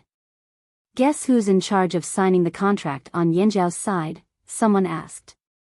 Do you even need to ask? Everyone looked at the person who asked the question like he was an idiot. Yes, do you even need to ask? The person in charge of signing the contract on Yinjiao's side must be their first elder, Xiao Xian. The entire royal city seemed to be shocked by this sudden change. Everyone around the gambling den stared nervously at the palace, carefully sensing the movement of the fire seed's power. Although they could not see what was going on, they could guess from the changes in the fire seed's power. In a house not far from the gambling house, Su Li and the dozens of Changles who had rushed over to watch the show were also paying attention to the happenings in the palace. At the same time, they were also keeping an eye on the gambling house. Watching a commotion was important. When necessary, they would still find some entertainment. They were the best at taking advantage of the chaos. Inside the palace, in the garden where the Heaven and Earth contract book was, Ji Fang sensed the Yinjiao fire seed aura emanating from Xiao Xian's body and frowned. Xiao Xian's fire seed aura was becoming strange. There seemed to be something else in it. It was not just the Yinjiao fire seed aura. What was it? Ji Fang's pearl twitched. He looked at the mountain wall, then at Xiao Xian. He was suspicious. According to convention, Yinjiao's totemic mark should have appeared. But why was there no sign of Yinjiao's horns under Xiao Xian's palm? Just as he was wondering, Ji Fang suddenly heard a rumbling sound. It sounded like a boulder rolling, but also like a sudden clap of thunder. Everyone in the garden was shocked. White flames emerged from Xiao Xian's palms. Then, a line of white flames extended from his palms until it reached the middle of the mountain wall. It continued to extend upwards, but at the same time, another line of flames appeared horizontally, extending to both sides. The white flames intersected vertically and horizontally in the shape of a cross. The mountain was shaking, and some small stones that were as small as sand rolled down the mountain. However, these small stones that looked like sand made a deafening sound, as if a landslide was sweeping down. The rumbling sound was like thunder, incessantly ringing in the ears. Whoosh, red flames spewed out from all parts of the mountain. The more flames there were, the more the mountain trembled. It was like a dormant volcano had finally awakened. Splendid sparks flew everywhere, and the flames continued to rise from the mountain. The rising flames from the mountain reflected a red light in Xiao Xian's eyes. But it was like a grain of sand in the midst of the white flames. Gigu and the rest looked in that direction in shock. Was the signing of the contract so loud? If Ji Fang and the rest in the garden knew what they were thinking, they would be even more shocked. No, you're thinking too much. This was not the case when they signed the contract. In the past, no matter which tribe or organization they signed the contract with, even if there was a huge commotion when they left the seal, it would only be within a limited area. It would not be so intense. It gave people the feeling that everything was under the mountain's control. However, at this moment, the situation in front of him was more like a mountain that could not be controlled. Forget about control, Ji Fang even felt like the mountain was letting it go. Ji Fang's eyelids twitched. He felt like things were getting out of his control. The rumbling in the garden grew more intense. Strong winds blew, stirring up fine dust. The leaves of the flowers and plants were swept into the air by the wind. It was like a storm was coming. Seeing this situation, the Mu family's patriarch was so shocked that he sucked in a breath. However, he choked on the dust in the air due to the vibrations. Immediately, he coughed violently, as if he wanted to cough out the blood in his heart. The others ignored the coughing patriarch and stared blankly at the mountain in the middle of the garden. The elder from the Yi family was even more shocked. Wasn't it just signing a contract? How could this be? Outside the palace, the people who had been paying attention also heard the rumbling from the palace. If not for the bright sun and clear sky, they would have thought it was thunder. What? What happened? The timid person's teeth were chattering as he asked, his voice trembling. Some people quickly recovered and laughed at the others for making a fuss. It's normal. Signing a contract in the heaven and earth contract will naturally cause a huge commotion. There's no need to worry. Really? Many people were doubtful. They could not be blamed for being timid. The disaster back then had scared them to the point that they had developed a phobia. Hearing this sound and commotion made them feel uneasy. Of course it's true. The people who said there was no need to worry tried their best to maintain a calm expression and insisted on their views. They had to keep up the act even if they had to. Bo Yi repeatedly reminded his subordinates to pay attention to their surroundings so that no one could steal anything during the chaos. Abuli and the others looked at them curiously and sighed. So that's how signing a contract works. In a nearby house, Suli stood up. His eyes flashed as he said to the Changle people, "Something's wrong." He loved to take advantage of the chaos to make a fortune. It was not that he was interested in the gemstones. He just wanted to see those people's helpless expressions when they lost their belongings and wanted to bite the Changlis to death. Keep an eye on the gambling table. Once there's a chance, start. Before Suli could finish, Wu He shook his head vehemently. I'm not doing it. If you want to do it, go ahead. I'm not participating.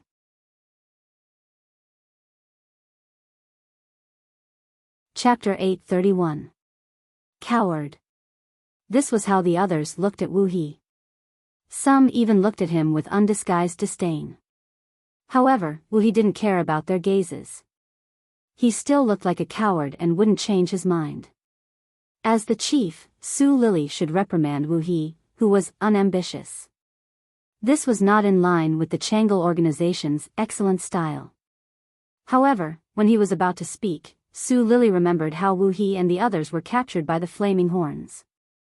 From then on, they became messengers. After some thought, Su Li said, "Fine." He then looked around. Is there anyone else who thinks the same as Wu He? Another 4 people backed out. They were all people who often worked with the Changles. They were all people who were traumatized by the Yanjiao. Su Li didn't force them. In fact, he was traumatized as well. However, he didn't think it would be a problem if they just got involved. Just as everyone was about to make a move, something strange happened. Look, what's that? Is there something wrong with my eyes? Why do I see a purple light over there? I see it too. Yes, it's purple. Those who were paying attention to the palace realized that there was a faint purple light over there. At the center of the palace, in the garden where the Heaven and Earth contract book was kept. The red flames that were spewing out from the mountain were gradually tinged with purple. This purple color was increasing. At first, it was only on the periphery of the flames, but then it seeped in. Xiao Xian's hand was still on the mountain wall. However, the white lines of fire had gradually formed a large intersecting shaman pattern on the mountain wall. The lines of fire extended across the mountain wall without any obstruction. This pattern made up of white lines of fire almost covered the entire mountain wall. The mountain wall was 20 meters tall, so this shaman pattern was almost 20 meters tall. Ancestor Shaman Seal. The old man from the Yi family was shocked.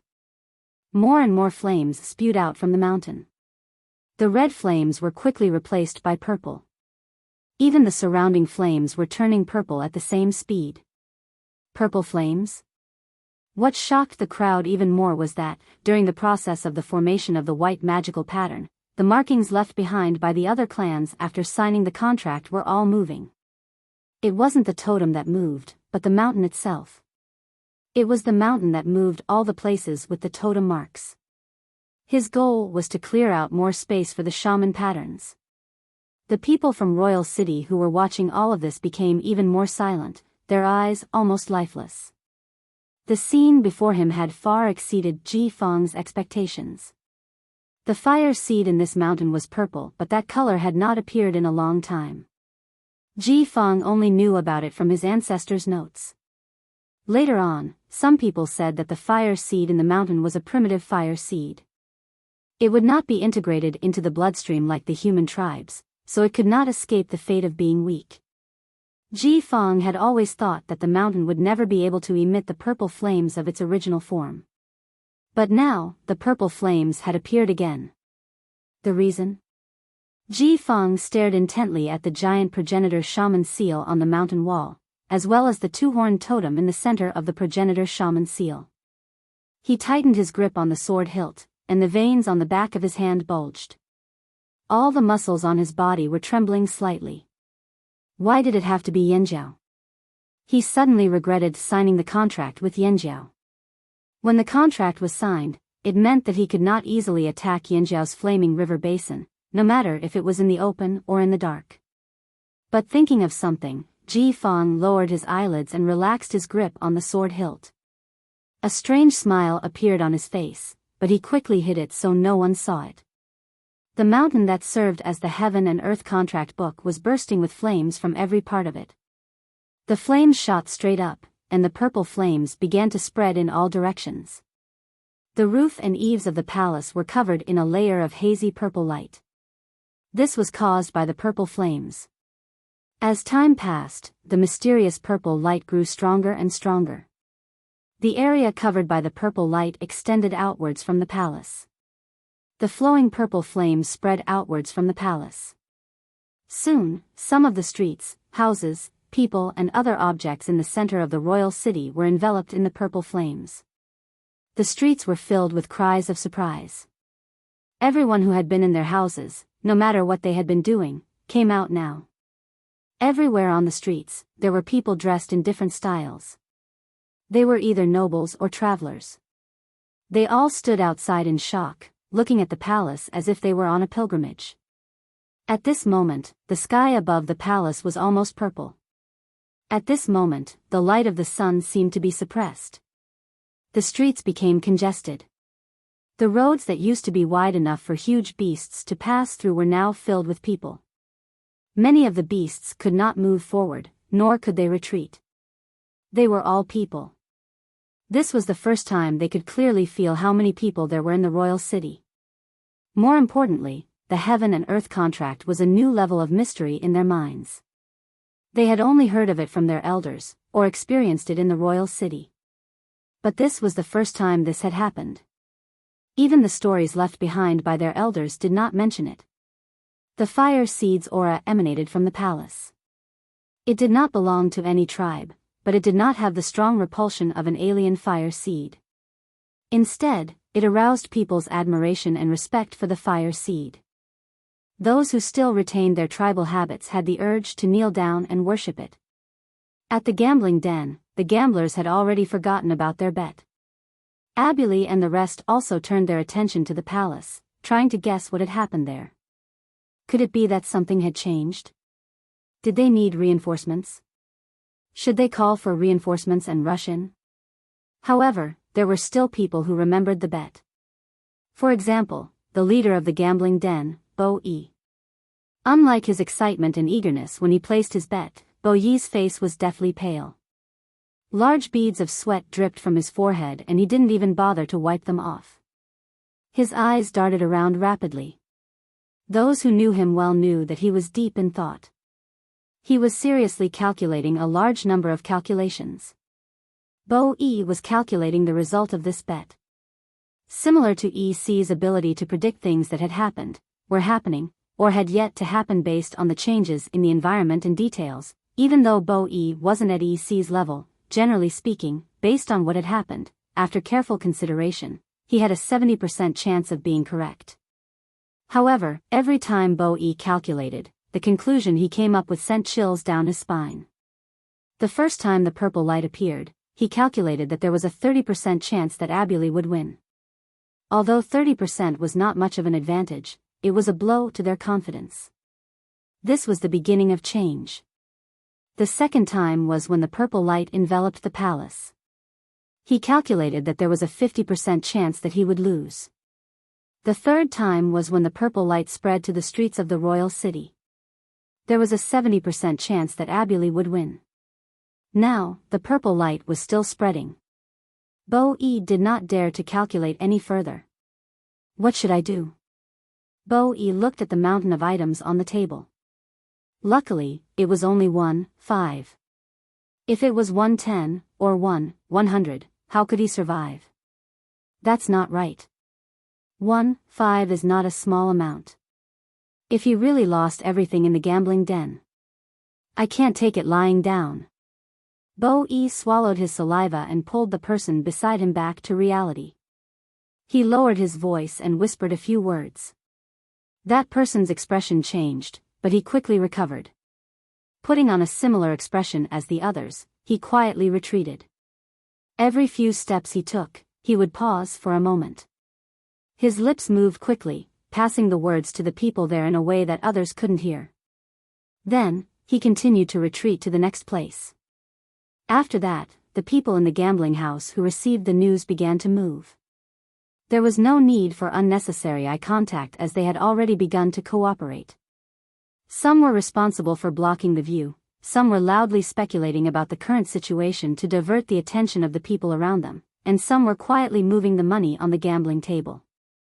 Bo Yi had his eyes on the items the tribesmen had placed down at the beginning. For example, those bags of crystals. They probably didn't count how many there were in there, right? He wanted to use this opportunity to move some of the items out. If he was forced to pay up, he would at least have to pay less. He also thought about taking all the items and running away. But if he did that, his gambling den would be ruined and he would not be able to stay in the royal city any longer. Just as he was thinking about what to use to trick these tribesmen, Bo Yi heard a loud shout. Someone's stealing from the table. Bo Yi almost vomited blood. Which bastard shouted that? He looked towards the direction of the shout but could only see the crowd. He could not find the person who had just shouted. However, the shout also alerted the people who had been looking at the palace. Stealing? Who's stealing? Kill them. The gamblers stared at the table. It's the gambling den, I saw it. Someone in the crowd said. Under the murderous gazes, Bo Yi braced himself and shouted back at the gamblers. Bullshit, this is slander. Just as the gamblers were about to clash with the gambling den's people, a few figures flashed past. Each of them ran in a different direction. Some were in charge of covering while others were in charge of stealing the items on the table. The gambling den is stealing again. A shrill voice shouted from the crowd. I want my items back. I want them back too. Bo Yi was about to vomit blood. It really wasn't their people this time. Someone was causing trouble. Whoosh, this seemed to have opened a valve. Some of the spectators and gamblers who had been hiding their intentions began to spill out. Why not take some during the chaos? Just a little bit, then run away. The items that Abuli and the others took out made many people greedy for them. Faced with the crazy crowd, the gambling den's people guarding the tables could not hold them off. If this was in the past, they would be able to hold off the gamblers' attacks. But today, there were too many people coming out of the palace. With the addition of the surrounding gamblers, they could not hold them off. Plus, there were people who were skillfully breaking through the gambling den's defensive perimeter. Boss. We can't hold them off. The veins on Bo Yi's forehead were bulging. He took a few deep breaths and was about to say something when a tiger-like roar came from the crowd. Roar, a warrior from the water tiger tribe, had tiger-like stripes all over his body. He opened his mouth 3 times bigger and let out a roar that caused visible ripples in the air. Qing Yi from the drumming tribe also had crocodile totemic tattoos on his body. He was no longer as gentle as before. Now, he was like a cold predator. A low rumbling sound came from his throat. You and the others from the Poo tribe had brightly painted eyelids. Their frog-like croaks were not obvious in the crowd. But from the wooden spikes that came out of their fingers, it was clear that they were about to make their move. Those who took our things, don't let a single one of them go. When Abuli saw that the large crystal that he had bet on the gambling table had disappeared, he jumped up in anger. Then, his 2 large feet stomped on the ground quickly. Those who were not familiar with the drumming tribe would think that he was hopping mad. But those who were familiar with the drumming tribe knew that those big feet had their uses. On another street in the royal city, some Ya tribesmen were squinting their eyes, trying their best to see their surroundings. Suddenly, their bodies froze and they fell to the ground at the same time. The people around saw the short and fat guys lying on the ground and thought that they were going to dig a hole. Just as they were about to say something, the short and fat guys got up and called out to their companions, "Someone's stealing our things at the gambling den." When the others heard that, they picked up their weapons and ran towards the gambling den. The people around them started talking. They heard what the short and fat guys said. Although they couldn't pronounce it correctly, they still understood the gist of it. Gambling den? There's only one gambling den in the royal city. The few of them looked at each other, eager to watch the show. Let's go take a look.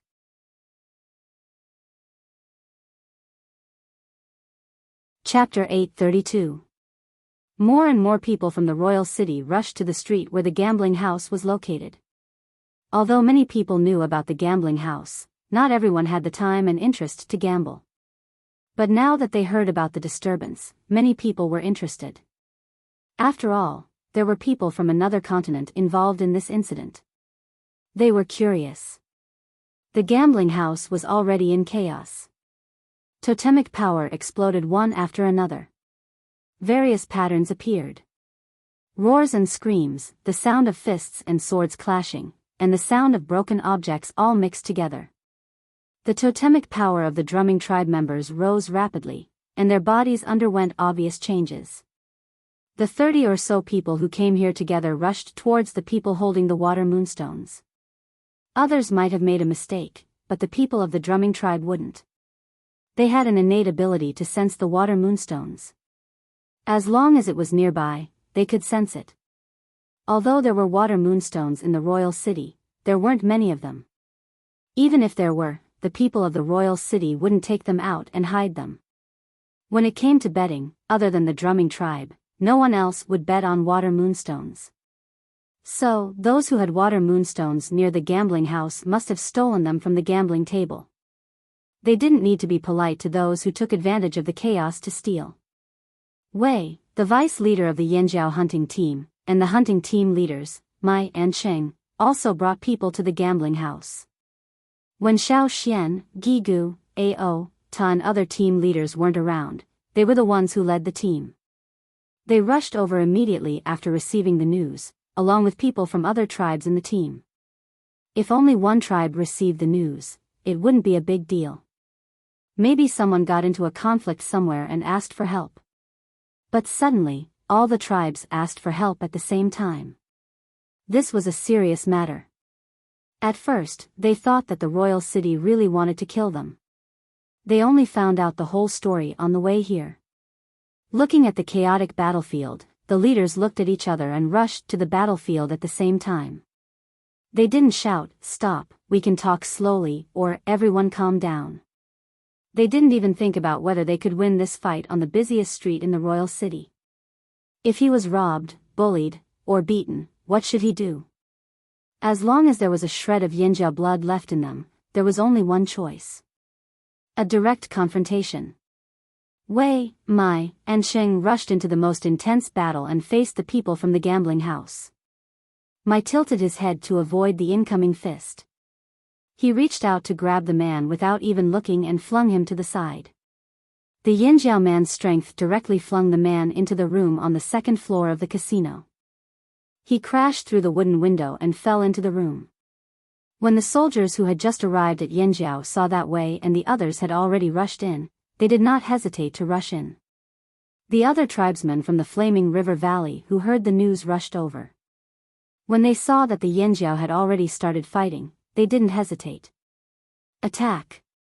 In battle mode, the Flaming Horn tribesmen's bones were hard and their explosive power was strong. With the advantage of their physique, they charged forward and pushed away the people they didn't know in front of them. They were not on the Flaming River tribe's side anyway, so they didn't show any mercy when they charged forward. Those who were hit by the Yinjiao tribesmen were sent flying along with their swords. At the same time, the sound of bones breaking could be heard. Other than the Yinjiao tribesmen, the other tribesmen from the Flaming River Valley had all followed the Yinjiao into the forest to hunt, so they were also a little ferocious. Therefore, when they exploded and there were more people, the atmosphere was different. The spectators in the royal city were all stunned. Their impression of the tribesmen on the other side of the sea changed. Ferocious. All of them were ferocious. They were really ferocious. It was as if they were fierce beasts in the forest whose prey had been snatched away. In just a short span of time, the bustling street in the royal city had become a battlefield. As more and more people joined in, the scale of the battle continued to expand. The people who were sent flying crashed into the houses on both sides of the street. There were holes in the walls, and the people who fell into the houses broke the tables, chairs, and shelves inside. The shops on both sides of the battlefield suffered, but the shop owners were not in a hurry. Those who didn't want to be involved in the battle started calculating the compensation. When this battle was over, they would pay a visit to the organizations that destroyed their shops. They even hoped that there were many tribesmen who fell in. That way, they could extort a lot of gemstones from the tribesmen. The owner of a wine shop was quickly writing down the losses in his shop. He didn't forget which organization, tribe, or caravan had fallen into his shop. Even if he wanted to extort a large sum of money, he had to have a reasonable reason. Another person fell in. The only undamaged table in the corner of the shop was smashed. The owner was disappointed that this person wasn't a tribesman. The man who crashed into the room cried out in pain. The sword in his hand was lost when he was kicked away.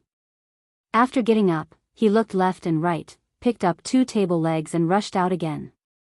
Bo-e looked at the badly damaged gambling house, then at the crowd of people in front of the gambling house. His face turned green with anger. What was even more infuriating was that there were short and fat men with long beards running around, shouting, "The gambling house doesn't want to admit their losses. They're robbing us." Their pronunciation was a little strange, but they could still be understood. Hearing this, Bo-e was so angry he wanted to vomit blood again. He wanted to say that the robbers were from the Chonglis. If he still couldn't tell who was causing trouble, he wouldn't be the head of the gambling house. However, the others refused to listen to him. It didn't matter if the tribesmen believed him or not. The gamblers didn't want to believe him. Or rather, they knew deep down but they just didn't want to believe it. This was such a good opportunity to take advantage of the chaos. They had lost so much money to the gambling house in the past, they would be idiots if they didn't get their money back now. Some of the gamblers even shouted, "The gambling house doesn't want to admit their losses." Bowie swore in his heart. Once this was over, he would wring their heads off. Ignoring everything else, Bowie looked at the big bearded men who were short in stature but nimble in the battle like loaches. He called out to his subordinates, "Get those fatties to shut up first." The tribesmen pushed the people in front of them aside with their short and thick hands. After a while, they got up and shouted. This made some of the people in Royal City who didn't know what was going on hesitate. They were all from the Royal City, so they would definitely help the Royal City side. But when they heard the reason, they stopped moving forward. Should they get involved in this mess? However, some greedy people wanted to take advantage of the situation to blackmail them. They would only help if the gambling house offered them some benefits. Bo Yi's face darkened with anger. While Di Pai was shouting excitedly, a man suddenly rushed out and swung his sword at him. Di Pai quickly ran away in fear, but the people behind him still kept their eyes on him. Then, 2 more tribesmen came to surround Di Gu. Di Gu was so excited that he forgot his chief's warning. He ran away from the place where there were a lot of people. Among the tribesmen, he ran the furthest. The others had their own people to help them when they were surrounded, but he couldn't. Even if he called for help now, it was useless. Di Pai regretted it, so he could only run. The ground of the royal city was too hard. If it was dirt, he would have dug a hole long ago. The 3 men purposely forced Di Pai out of the circle. Being in the circle was advantageous for Di Pai. The 3 men's movements were hindered, but once he left the circle, the tables would turn. The gambling house was familiar with this street, so they had the advantage. Di Pai tripped over something and rolled like a ball. By the time he stopped, the 3 men had caught up to him. Although Di Pai couldn't see his surroundings clearly, he could still see the light reflected off the metal weapons. The murderous intent from the weapons made Di Pai's beard stand on end. However, in the next moment, the 3 men who were charging at Di Pai flew backwards and rolled a few times on the ground before stopping. The people from the gambling house who couldn't get up felt pain spread through their bodies. They spat out 2 mouthfuls of blood and almost fainted. When they saw who attacked them, they were shocked and angry. "Baimi, you," before he could finish, he choked on the blood in his throat. His finger trembled as he pointed at Baimi. His eyes were filled with hatred, as if he didn't understand why the Black Bears would stand against them. Usually, there wouldn't be any direct conflicts between the famous groups in the royal city. The Fubo Casino was quite famous in the royal city. After all, there was only one casino in the entire royal city. Although the gambling house and the Black Bears weren't on good terms, they didn't directly fall out with each other. Who would have thought that the Black Bears would help the Yanjiao people at this critical moment? Who are the Black Bears helping? Another person from the gambling house forced himself to finish the sentence. Baimi didn't speak. Instead, it was Mauda who walked forward with his bare paw. He'd used this paw to slap the man. He snickered. "Do you even need to ask?" "Thanks." Knowing that he was saved, Di Pai was excited. He got up and prepared to run towards the Yanjiao people. After a few steps, he turned back and narrowed his eyes at Baimi and the others. His beard twitched. "You're not from the Flaming River? Who are you?" His eyesight was the worst among the tribesmen. Even though he was close, he couldn't see their faces clearly. He only saw a few blurry silhouettes, so he thought they were strong tribesmen from the Thunder Mountain or Water Tiger tribe. However, when he thought about what he heard and sensed the fire seed energy from these people, he knew they weren't from any of the Flaming River tribes he was familiar with. They weren't from the Longboat or Mang tribe either, but they were indeed helping him. That was why he ran back to ask them. "Black Bears, Baimi," Baimi spoke up. I know you guys. Elder Xiao Xian mentioned you before. Then, Di Pa ran away. It wasn't a good time to talk. The tribesmen were never good at fighting. They had already realized their mistake of being too far away from the group. Di Pa decided to run to a place with his own people as soon as possible. If he was hunted down, he could find help. The black bears were helping him, but in comparison, Di Pa felt that his own people were more trustworthy. The other King City's people were stunned when they saw Bami take action and bring other black bears people over. The smarter ones started to think of the reason. Especially the people from the trading party. They knew Bami and the others well. Even if Bami knew the Yinjiao people, he wouldn't help them so decisively. Merchants valued profit. If there wasn't enough profit to motivate them, they wouldn't do something like this. The people from the trading party always thought about profit. But then they thought, that's right. Yinjiao was going to sign a peace treaty with Royal City. This way, the trading party would definitely benefit greatly. They heard that there were a lot of gemstones on the other side of the sea. It would take a lot of effort to rob them, so trading with them was a good choice. But once they got there, they would be in the tribesmen's territory. Looking at the tribesmen who were fighting with the Royal City people, it wouldn't be good to use force. If they helped Yinjiao, maybe the trading party would be able to enjoy better treatment in Yinjiao's territory. Unfortunately, they were one step behind Bami. TSK, the people of the Black Bear Caravan look honest, but they are all very cunning. Fortunately, it wasn't too late for them to see the truth. And so, the people who were originally helping the gambling house against Yinjiao changed their direction.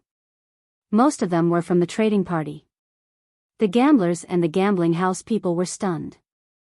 Who are you helping? The people who changed their direction at the last minute smiled but didn't say anything. They were helping profit. There were many factors to consider in this matter, but there was a reason why large trading parties were able to develop to their current scale. They knew how to choose the path with the most benefits. At first, they didn't realize it, but after seeing the Black Bear's actions, they understood. It was rare for Royal City to have thousands of people fighting, and it even involved tribesmen from another continent. The Royal City patrols who heard the commotion looked at each other, not knowing what to do. They had no choice but to ask Ji Shou for help. At the same time, the Changle people who started this mess were gathered in one corner, gloating over the situation. One of them threw a crystal as thick as an arm into the air, showing off the spoils of war. He didn't forget to poke at Wu He, who was huddled in a corner, not saying a word. Wu He ignored the sarcastic remarks and yawned. Just as he was about to tell Su Li that he was going back to sleep and that he wouldn't be joining the celebration party, he took 2 steps towards the door and his face turned pale. It was as if his entire body was frozen stiff. Su Li, who was sitting at the head of the table, no longer had that smug smile on his face. It was replaced with a serious expression, and there was a deep sense of fear in his eyes. The laughing crowd followed their gaze. It was the door. The person closest to the door pushed it open, then quickly retreated. After taking a few steps back, he looked at the open door and saw the person standing there silently. There was no breathing, no heartbeat. When the person outside the door stood there silently, he didn't seem to exist at all. No one knew how long he had been there. Wu He's voice trembled. Ganxia.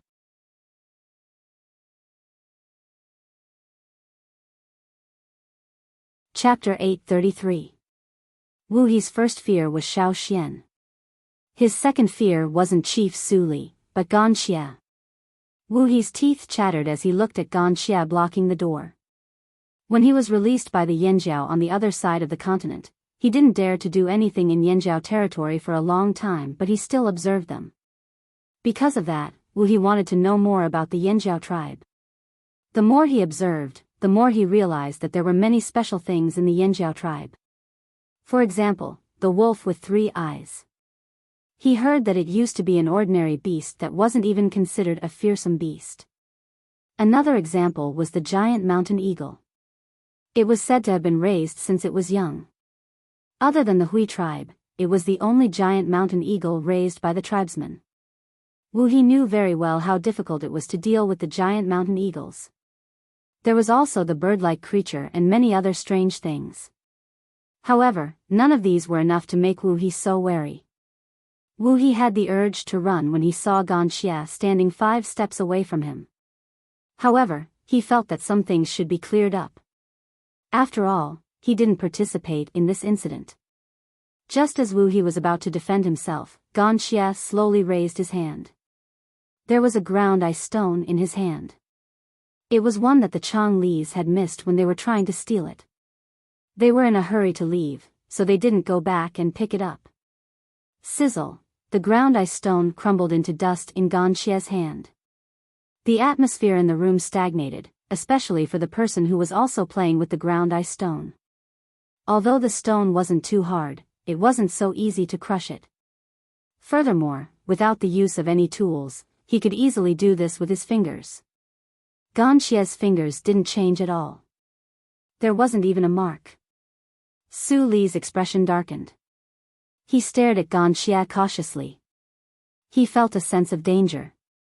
When he met Ganxia's red eyes, his hair stood on end. On the other side, on the street where the gambling house was located, the brawl spread to half the street in a short time. By the time Ji Shou and his men arrived, the houses and shops on both sides of the street were no longer intact. Broken tiles were strewn all over the place. Especially when he heard those short and fat bearded men spreading the news that the royal city people were cheating and stealing, he was so angry that his blood vessels were about to explode. They all needed to be taught a lesson. All of you, stop. A roar filled with intense anger spread throughout the entire street. At the same time, many people in golden armor appeared, almost surrounding the entire street, especially in the center of the battlefield. Guards with bows appeared on some roofs along the street. Their cold eyes and sharp arrows were aimed at the battlefield. Under the shroud of the purple chi, the reflection of the armor was somewhat strange, causing those who wanted to take advantage of the chaos to shudder. The sound of the wooden whistle rang out with a specific rhythm, and the scattered Yanjiao soldiers quickly gathered in the direction of the sound. Ji Shou narrowed his eyes at the sight. These Yanjiao soldiers were obviously well trained, but they were different from the royal city soldiers. Their teamwork was honed through hunting. It was no wonder these people didn't have an advantage against the Yanjiao soldiers. Most of the people lying on the ground were from the royal city, but there were very few Yanjiao soldiers on the ground.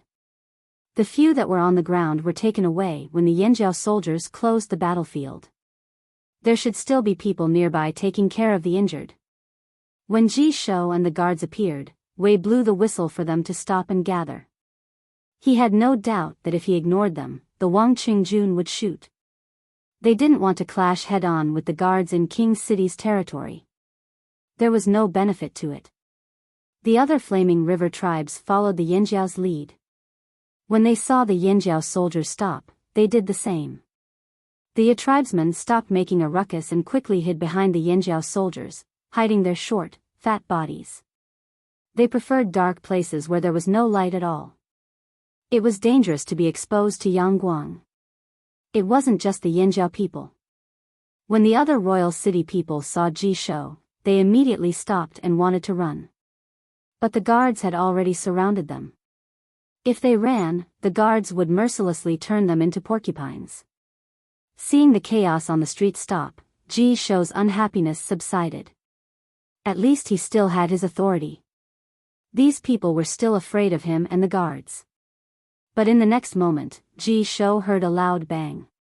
The ground shook. The sound didn't come from this street, but from a distance. But it happened after he shouted for them to stop. It was like a provocation. The people on the street saw Ji Shou's face darken. The veins on his forehead bulged and he looked like he wanted to eat someone. This made the royal city people, especially the gamblers, even more uneasy. They didn't dare to look directly at Ji Shou, only watching his movements from the corners of their eyes. Ji Shou tilted his head slightly. Without a word, the small group behind him quickly left, heading towards the source of the commotion. The happiest people were the people at the gambling house. They had suffered a great loss this time, losing both their people and their money. General. A junior manager of the gambling house ran over to Ji Shou as if he had seen his savior. General? Some of the Flaming River tribesmen didn't know what a general was, but he seemed powerful. General, help. Before the manager of the gambling den could finish, he felt a gust of wind. The next moment, he felt a piercing pain in his abdomen.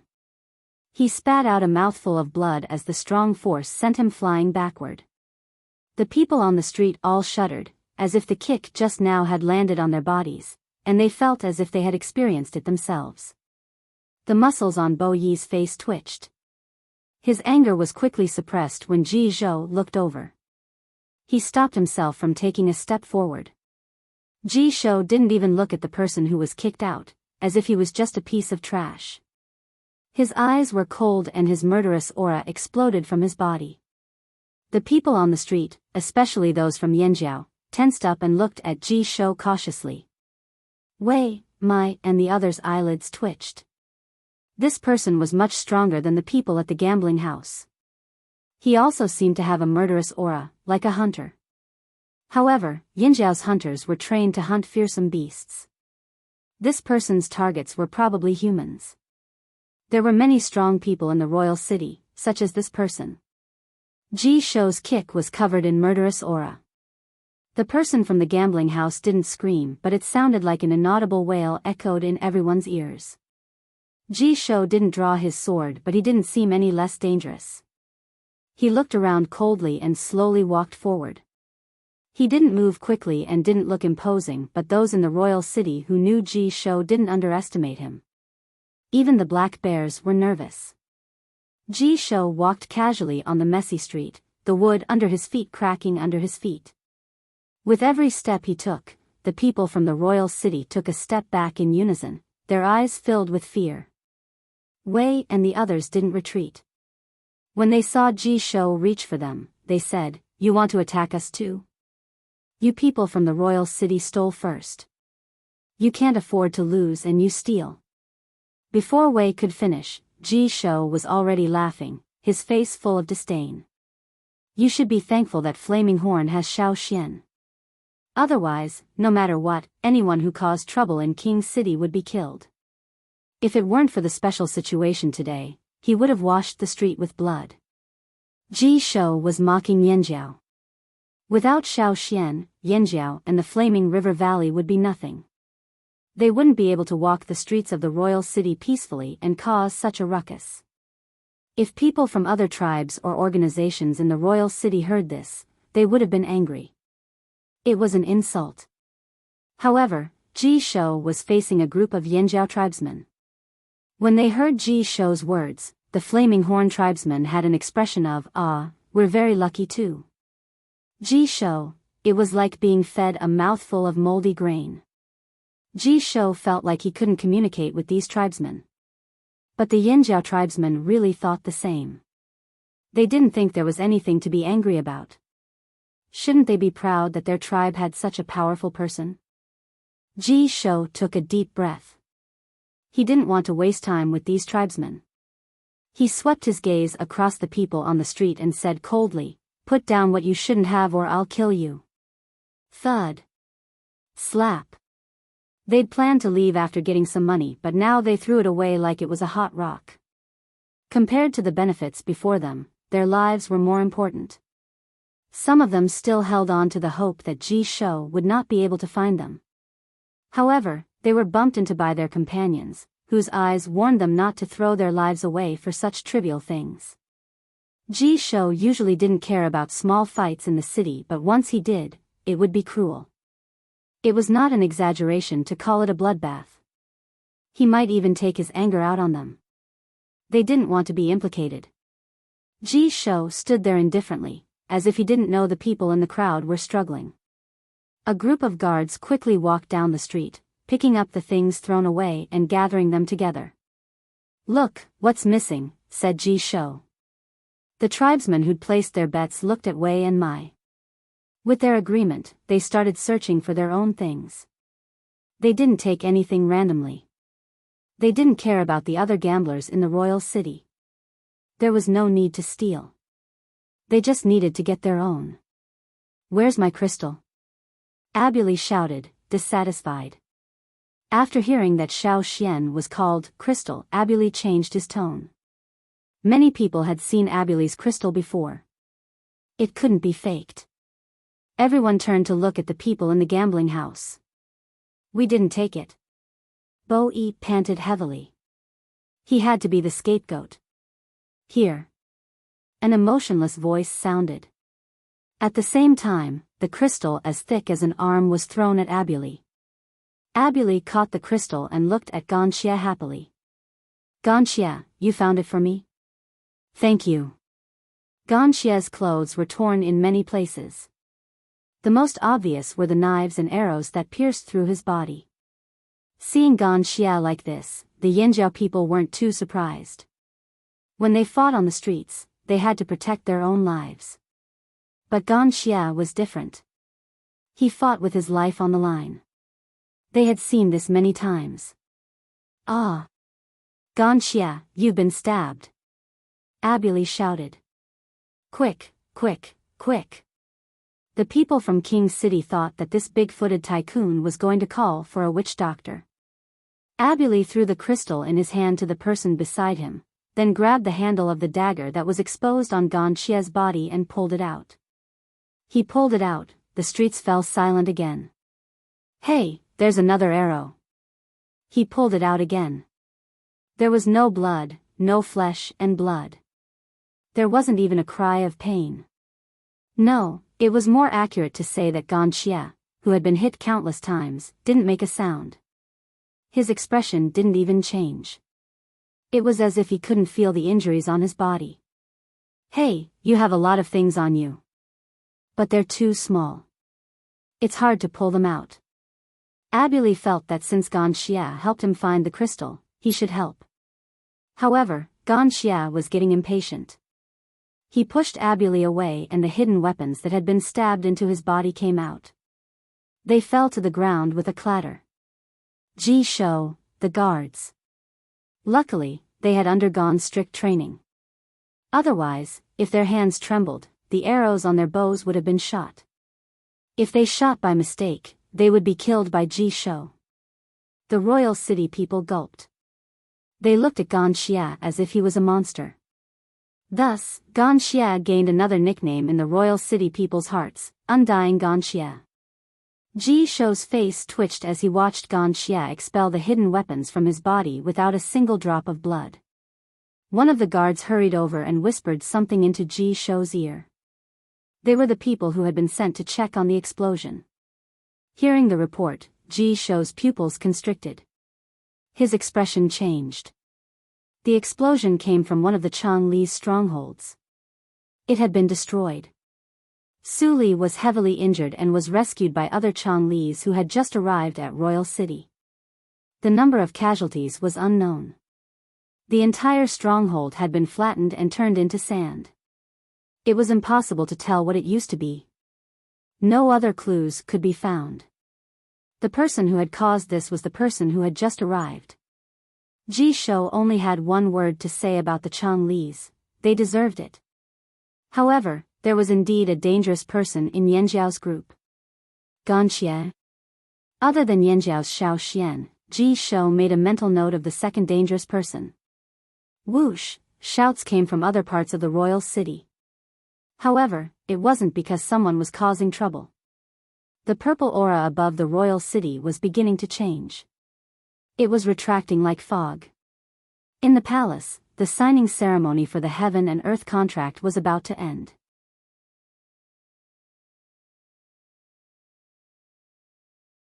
Chapter 834. When Xiao Xian walked out of the garden after signing the contract, the others were silent, especially the heads of the noble families. They looked at Xiao Xian strangely with complicated emotions. However, Ji Fang was the same as before. He chatted with Xiao Xian about old stories in Royal City. At least on the surface, there was nothing out of the ordinary.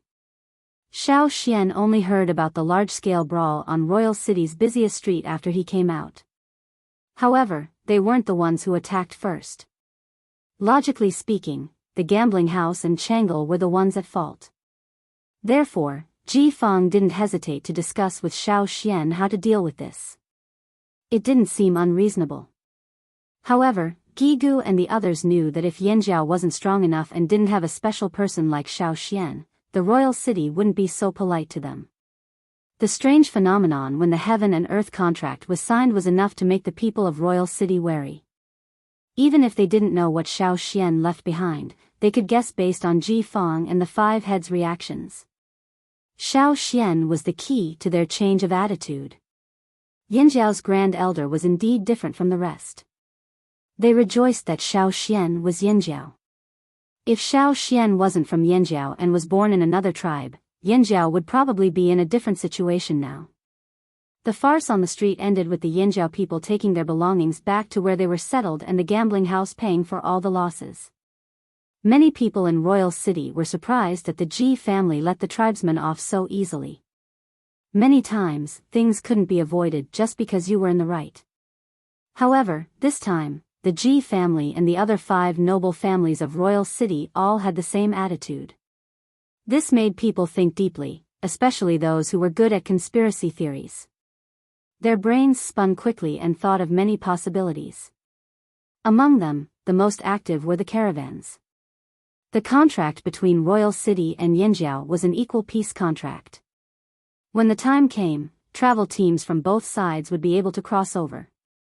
Thinking that the tribe was rich in gems, but there were very few gold mines, the caravan members trembled with excitement as soon as they thought about how great the business opportunity was.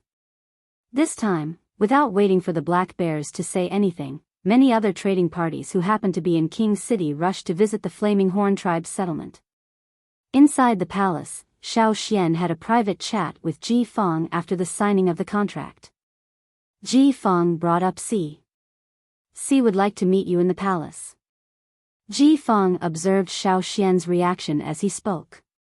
He thought Xiao Xian would be enraged at the mention of Si, but that was not the case. Sure. Xiao Xian's tone didn't change. His expression was calm as if he wasn't surprised that Ji Feng would mention Si. This confused Ji Feng, but as long as he achieved his goal, it was fine. He arranged a place for Xiao Xian and Si to meet alone. After all, Si was the leader of the largest slave trading organization. It wasn't convenient for him to appear in the palace. In fact, very few people knew about Ji Feng and Si's partnership. Before Ji Feng seized the throne, other than a few trusted aides, even Ji Shou didn't know about their partnership. Si Duo's visits to the palace only started after Ji Feng succeeded in seizing the throne. It was also because of the Flaming Horn incident that more people knew about their collaboration. This time, Si came with a humble attitude and apologized for his attack on the Flaming Horn tribe. Xiao Xian ignored that. It would be strange if Si was apologetic, more like remorseful. However, it wasn't easy for Si to put on a low profile. Just tell me why you're here. Xiao Xian said. Si's prepared speech was wasted. Still, it was better to get straight to the point. Si's goal was simple. He wanted Xiao Xian to help him find the chief's bone lock. He used some benefits from one of the robbers, in exchange for some information about Robber 7. None of the information was related to Robber 7's whereabouts. This was because robbers rarely revealed their whereabouts to others. Even when they worked together, they would keep some information to themselves. This was a robber's habit. Si didn't place all his hopes on this information. However, while Robber 7's whereabouts were unknown, he knew some of Robber 7's dark history. For example, Robber 7 had been captured by Yanjiao more than once. More specifically, Robber 7 had suffered at the hands of Yanjiao's Xiao Xian more than once. This was why Si came to Xiao Xian after Ji Feng mediated. Robber 7's ability to escape was too great. Even the top 3 in the robber family might not be able to catch Robber 7. Although Robber 7's ranking wasn't high, he was getting harder to deal with. Even if they found him, they wouldn't be able to catch him. Bai isn't the only slave trading organization. Just because we don't attack Flaming River doesn't mean others won't. However, if you can help me find the chief's bone lock, I'm willing to sacrifice some benefits for them to avoid Flaming River Alliance's territory, said Si. Yanjiao can do that too, replied Xiao Xian. But it'll still cause a lot of trouble. I think Yanjiao doesn't want people to go missing in the next few years or even decades, continued Si. With Si's help, it would save a lot of manpower and time. What Yanjiao lacked right now was manpower and time. Everyone knew that the contract with Royal City was only a temporary truce. Once the contract expired, there would be an unavoidable conflict. The Yi family's divination was unpredictable. Who could accurately predict the future? Any small change could lead to a completely different outcome. The safest way was to develop oneself. Only when one was strong enough would they have enough capital to negotiate and solve all problems. If they diverted manpower and time to deal with those problems, the development of the Flaming River region would definitely slow down. With Si's promise, even if it couldn't solve all the problems, it would be worth it to solve a part of it. However, Xiao Xian didn't answer immediately. After a moment of silence, he said, "Deal." With Xiao Xian agreeing to help, Si sighed in relief. At least there was still a high chance of getting the chief's bone lock back. On his way out, Si suddenly paused at the door and turned to ask, "I heard that you know the Yi family's divination skills.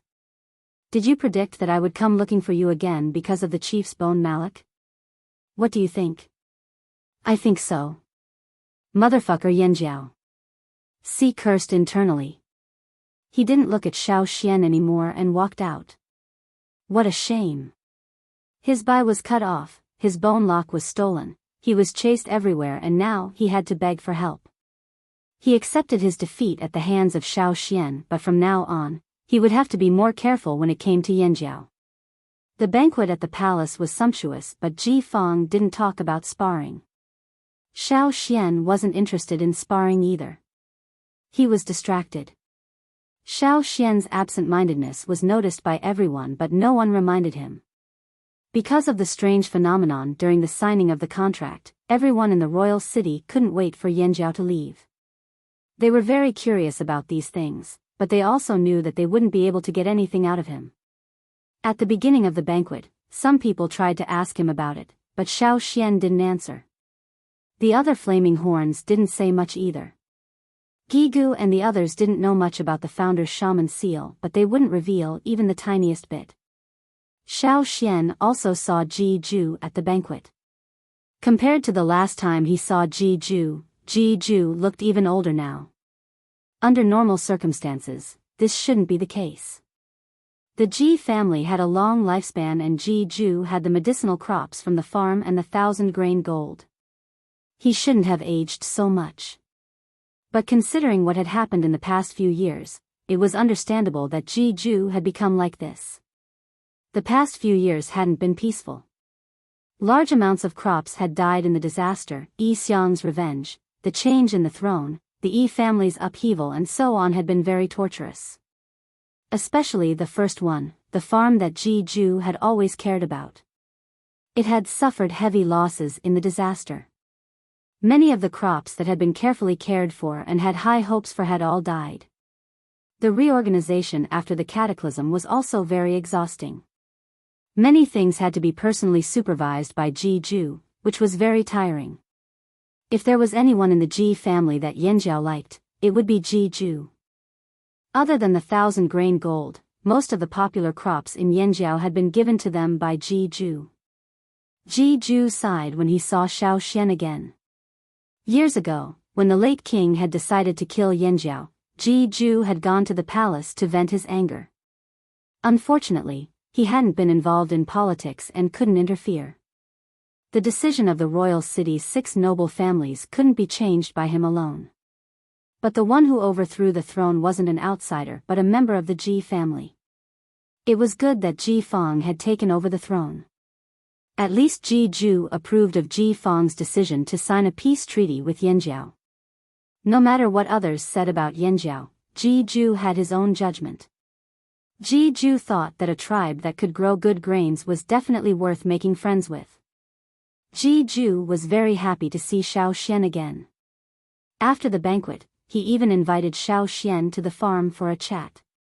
Xiao Xian didn't refuse. He felt that Ji must have other matters to discuss with him at this late hour. He let Gigu and the rest go back to check on the others. Xiao Xian followed Ji out of the city to the farm. Gigu and the rest went directly to Yanjiao's place. Although they'd received reports that everything was fine, as the leader, Gigu was still worried. After all, this was royal city territory. He had to see for himself. Also, Xiao Xian had whispered to him about his decision before leaving. Gigu was also concerned. Things didn't look good. Xiao Xian followed Ji to the farm.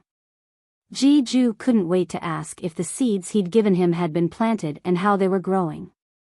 When he heard that the seeds were growing well and that the field had expanded, the 1,000-grain gold situation was under control, Ji smiled from the bottom of his heart.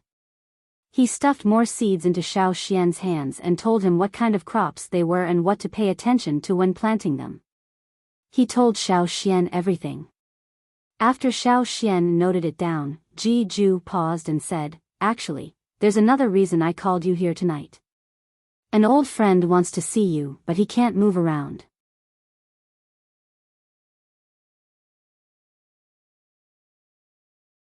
Chapter 835.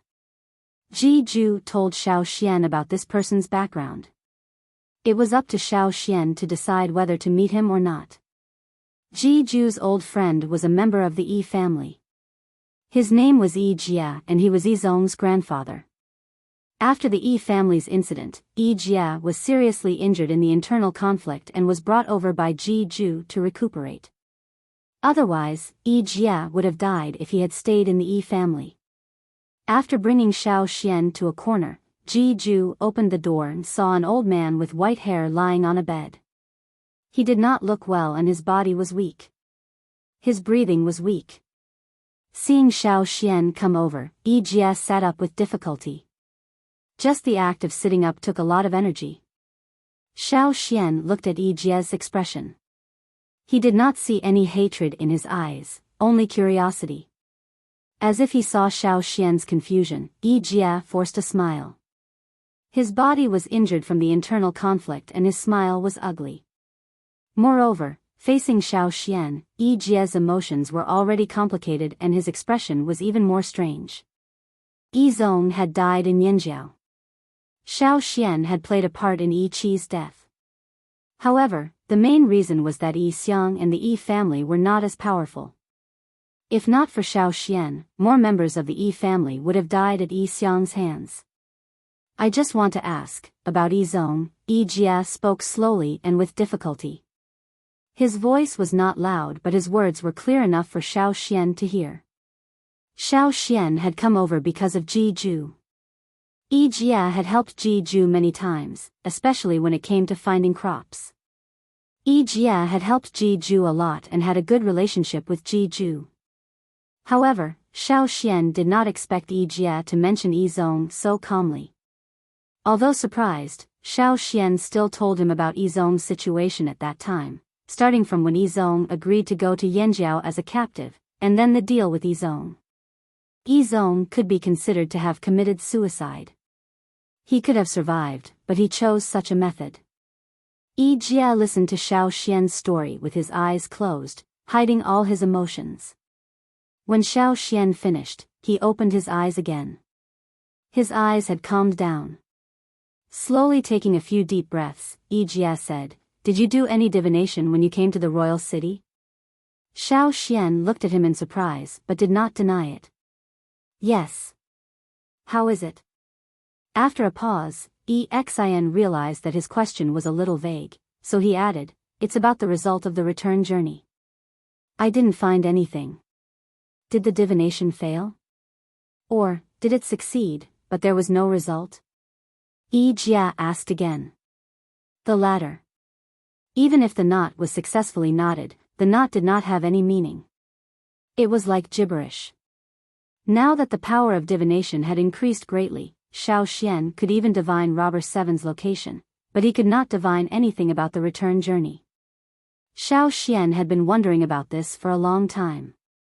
He also felt that something was amiss, but he could not find the answer. Before they came, the knot did not reveal any danger beyond their ability, but now, the return journey was getting closer and closer, and the results were still the same. This was different from Xiao Xian's intuition. Xiao Xian's intuition told him that there was danger, and between intuition and knots, he trusted his intuition more. His intuition helped him avoid all the life-threatening dangers he had experienced since he was young. Divination was a skill he learned from other tribes, and the Yi family was better at it than he was. This was also why Xiao Xian did not want to stay in the royal city for long. His original plan was to let the people of the Flaming River Valley take a good look at the royal city. It would be beneficial for the development of the Flaming River Valley in the future. Since he was ambitious, his vision could not be limited to this small place. Only by recognizing himself could he go further. Overestimating himself would only lead to faster destruction.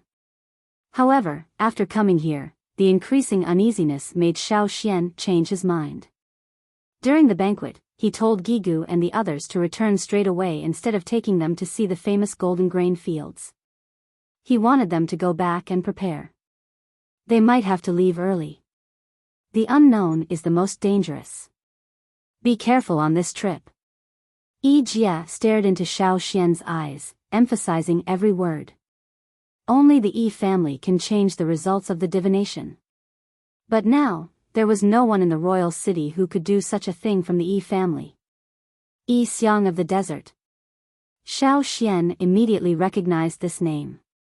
Actually, when he had a hunch that the return trip would not be smooth, he had already thought of many possibilities, including how to deal with Yi Xiang. Now, Yi Jia's words confirmed that the danger this time came from Yi Xiang. What could be done had been done. Yi Jia could not help much. He did not find anything useful either, but as a member of the main branch of the Yi family, he knew more. He knew that someone might be deliberately interfering with the divination. That child is called Yi Su. Good, very good.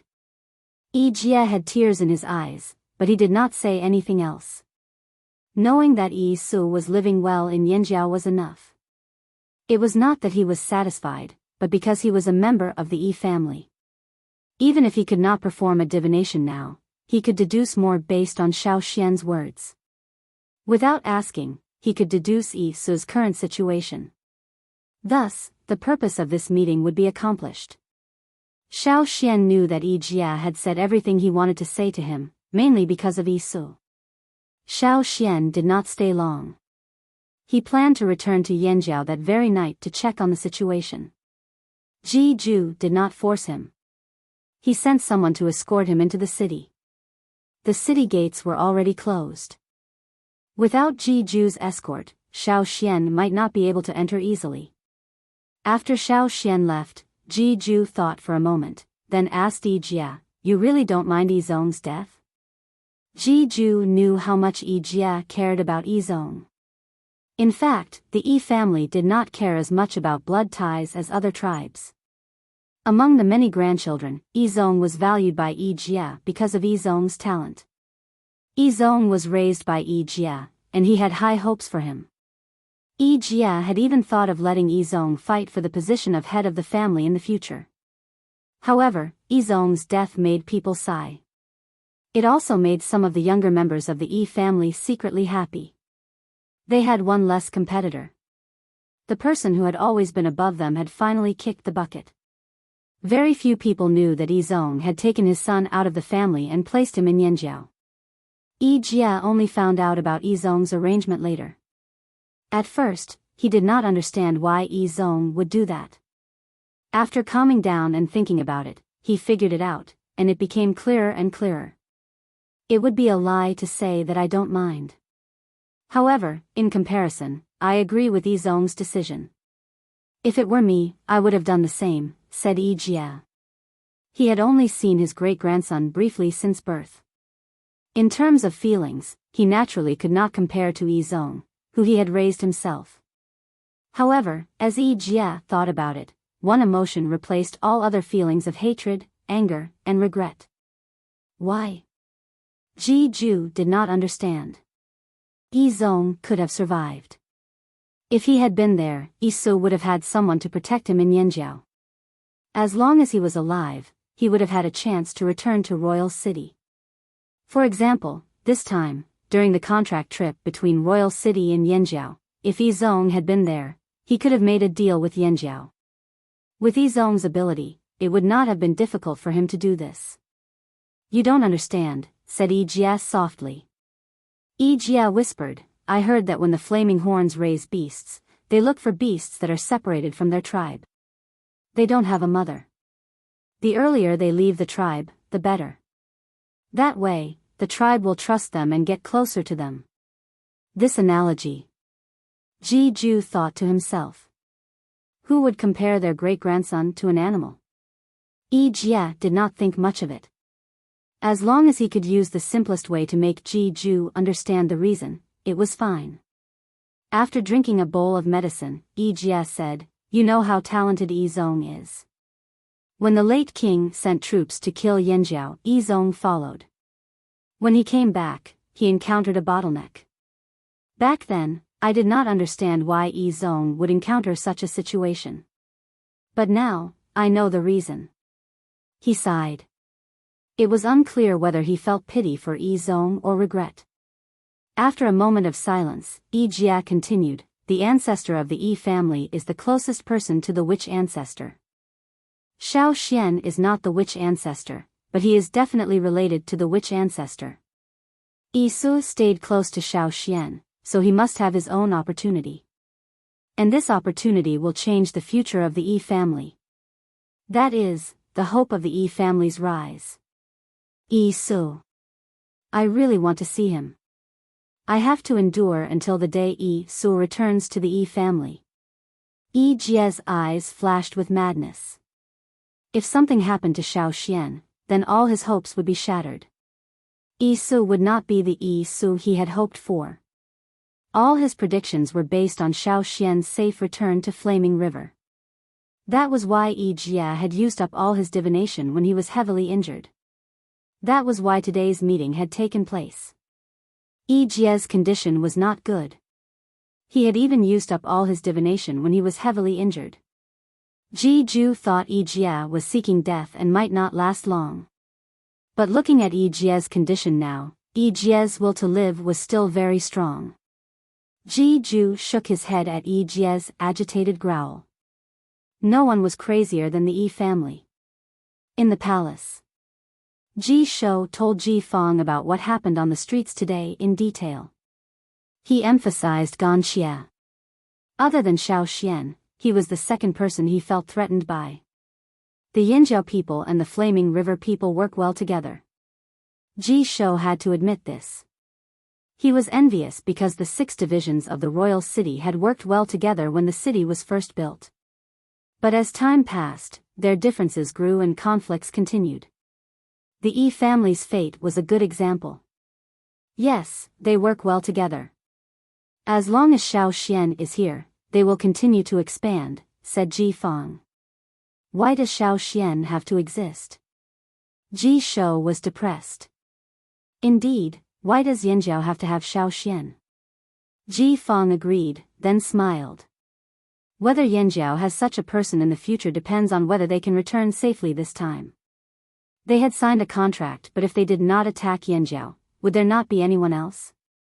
For example, a certain person in the desert. After signing a contract with Yanjiao, Ji Fang planned to work with Yanjiao to guard against the desert. It would be best if both sides suffered.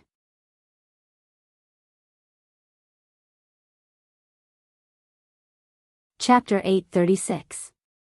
Yanjiao stayed in the royal city for 3 days. Even though Xiao Xian wanted to leave as soon as possible, the team still needed time to rest. If they didn't travel in good condition, they might be delayed and suffer more losses. However, they didn't slack off during these 3 days. They went shopping and received guests. More and more caravans came over to curry favor.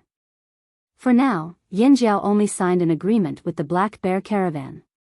This agreement involved the Flaming River Tribe, the Longboat Tribe, and the Black Bear Caravan. It was beneficial to all three parties. As for the other caravans, Yanjiao didn't know much about them. They would have to wait and see how these caravans perform. Yanjiao's trip to the royal city also meant that the sea route was officially opened. In the future, more and more caravans would use the sea route to travel to the other side. Other than the chaos on the streets that day, many people in the royal city welcomed the tribesmen from the Flaming River tribe. This was because the tribesmen had a lot of good goods. Everyone was satisfied with the trade. The tribesmen got what they wanted, and the merchants in the royal city also got their gems at satisfactory prices. The people in the royal city were very prideful, so they didn't lack ornaments. Rare gems were undoubtedly a symbol of status. This time, there were more gems flowing into the royal city than before. Soon, people on the streets could see the gems around their necks and fingers. It was as if they had become rich overnight. The tribesmen were also very satisfied with the rewards they received from this trip. Not only were they rewarded with material goods, but they also received many important experiences. The gemstones they paid were only a small portion of what they had.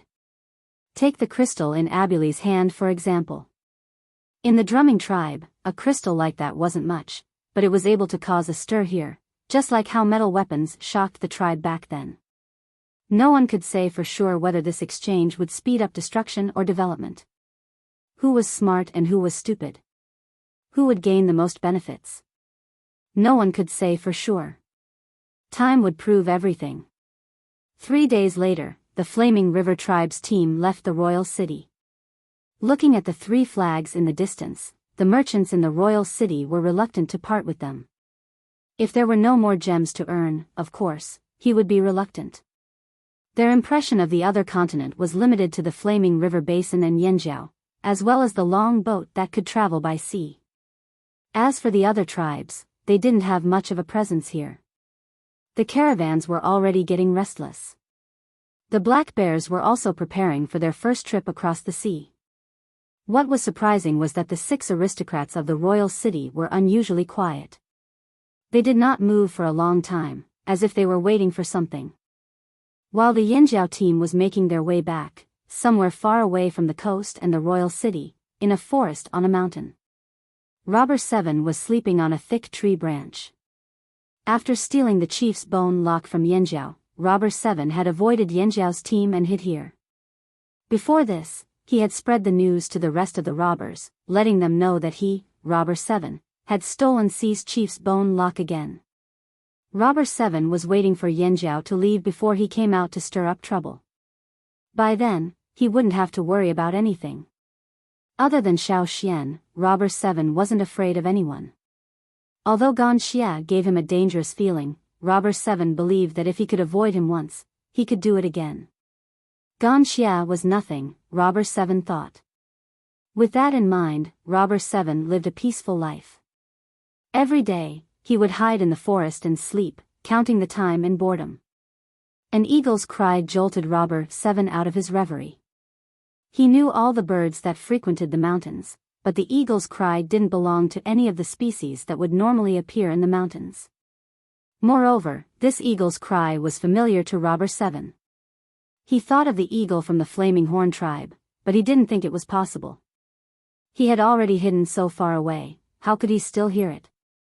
Cautiously, Robber 7 flipped open the branches above him and observed the situation in the sky through the small gaps between the leaves. An eagle was circling in the sky. The other birds on the mountain avoided it and the wild beasts hid as well, afraid of being targeted. Against a high-level predator, they could only hide to save their lives. The surroundings quieted down, with only the occasional echo of the eagle's cry. The eagle in the sky flew lower. It was much larger than an ordinary eagle, and with the pattern of its feathers and the cry, Robber 7 no longer held on to any hope. It's really that eagle. Why is it here? If this eagle is here, then where is Xiao Xian? Is Xiao Xian here too? Robber 7 panicked. He could feel his bones aching all over. He didn't dare to imagine what would happen if he was caught again. The last time he escaped, it was because C appeared with his men and held Xiao Xian back. This time, no one else came to distract him. Was he in for it? Soon enough, Robber 7 realized that there was no one else on the eagle's back. But that didn't mean that no one else would appear. Robber 7 didn't dare to move. He quickly treated himself as a tree rooted in the forest, blending in with the surroundings. He didn't even notice the bug bite. His eyes were fixed on the sky, and at the same time, he paid attention to any movements around him. The eagle in the sky circled around the mountain.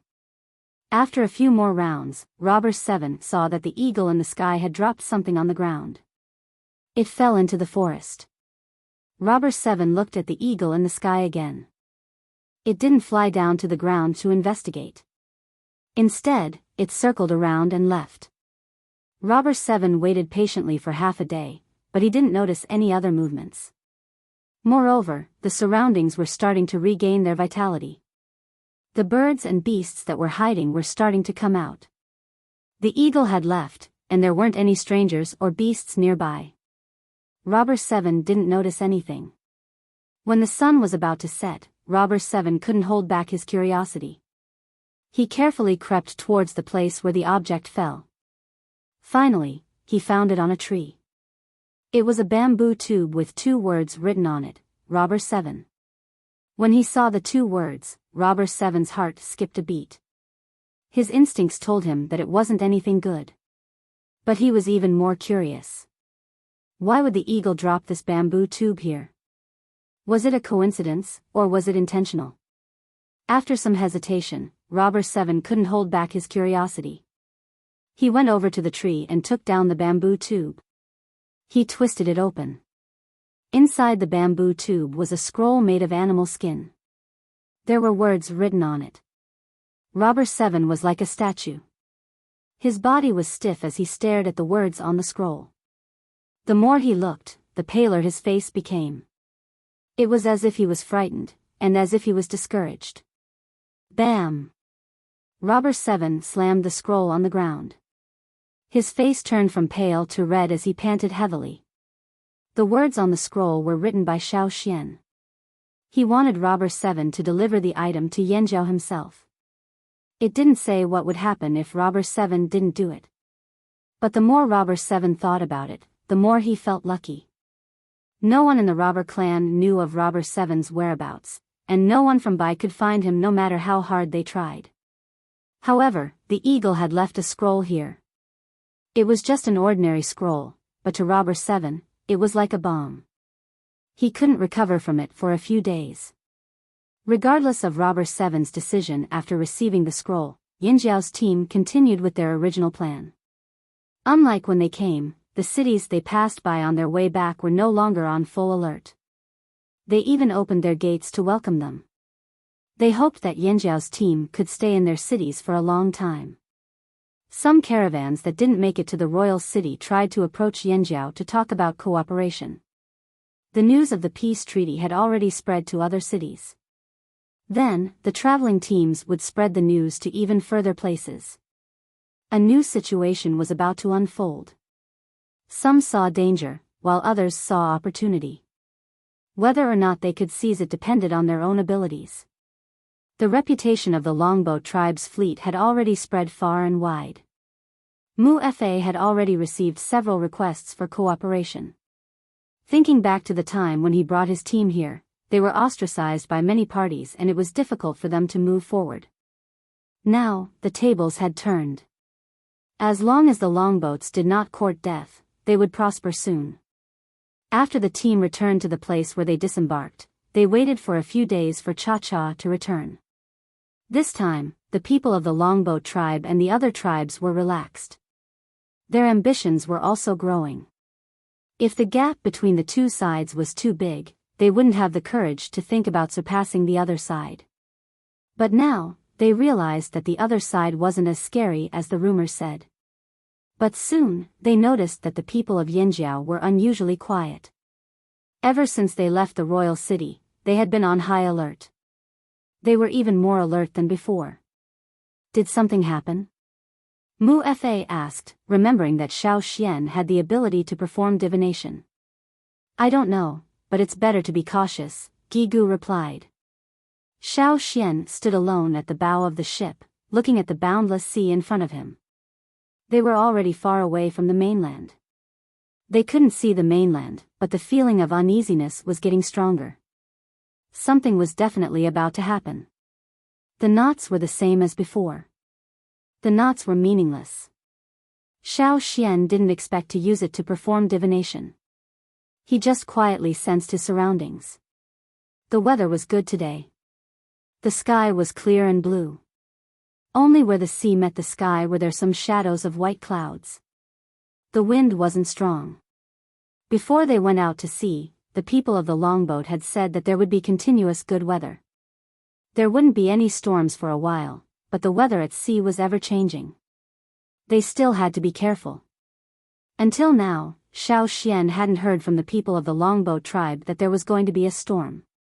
There were some slight changes in the sea current, but the people of the longboat said it wasn't a big problem.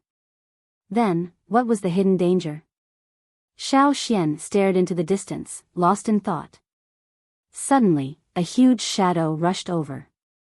He couldn't see its face clearly, but its huge size was enough to shock Xiao Xian.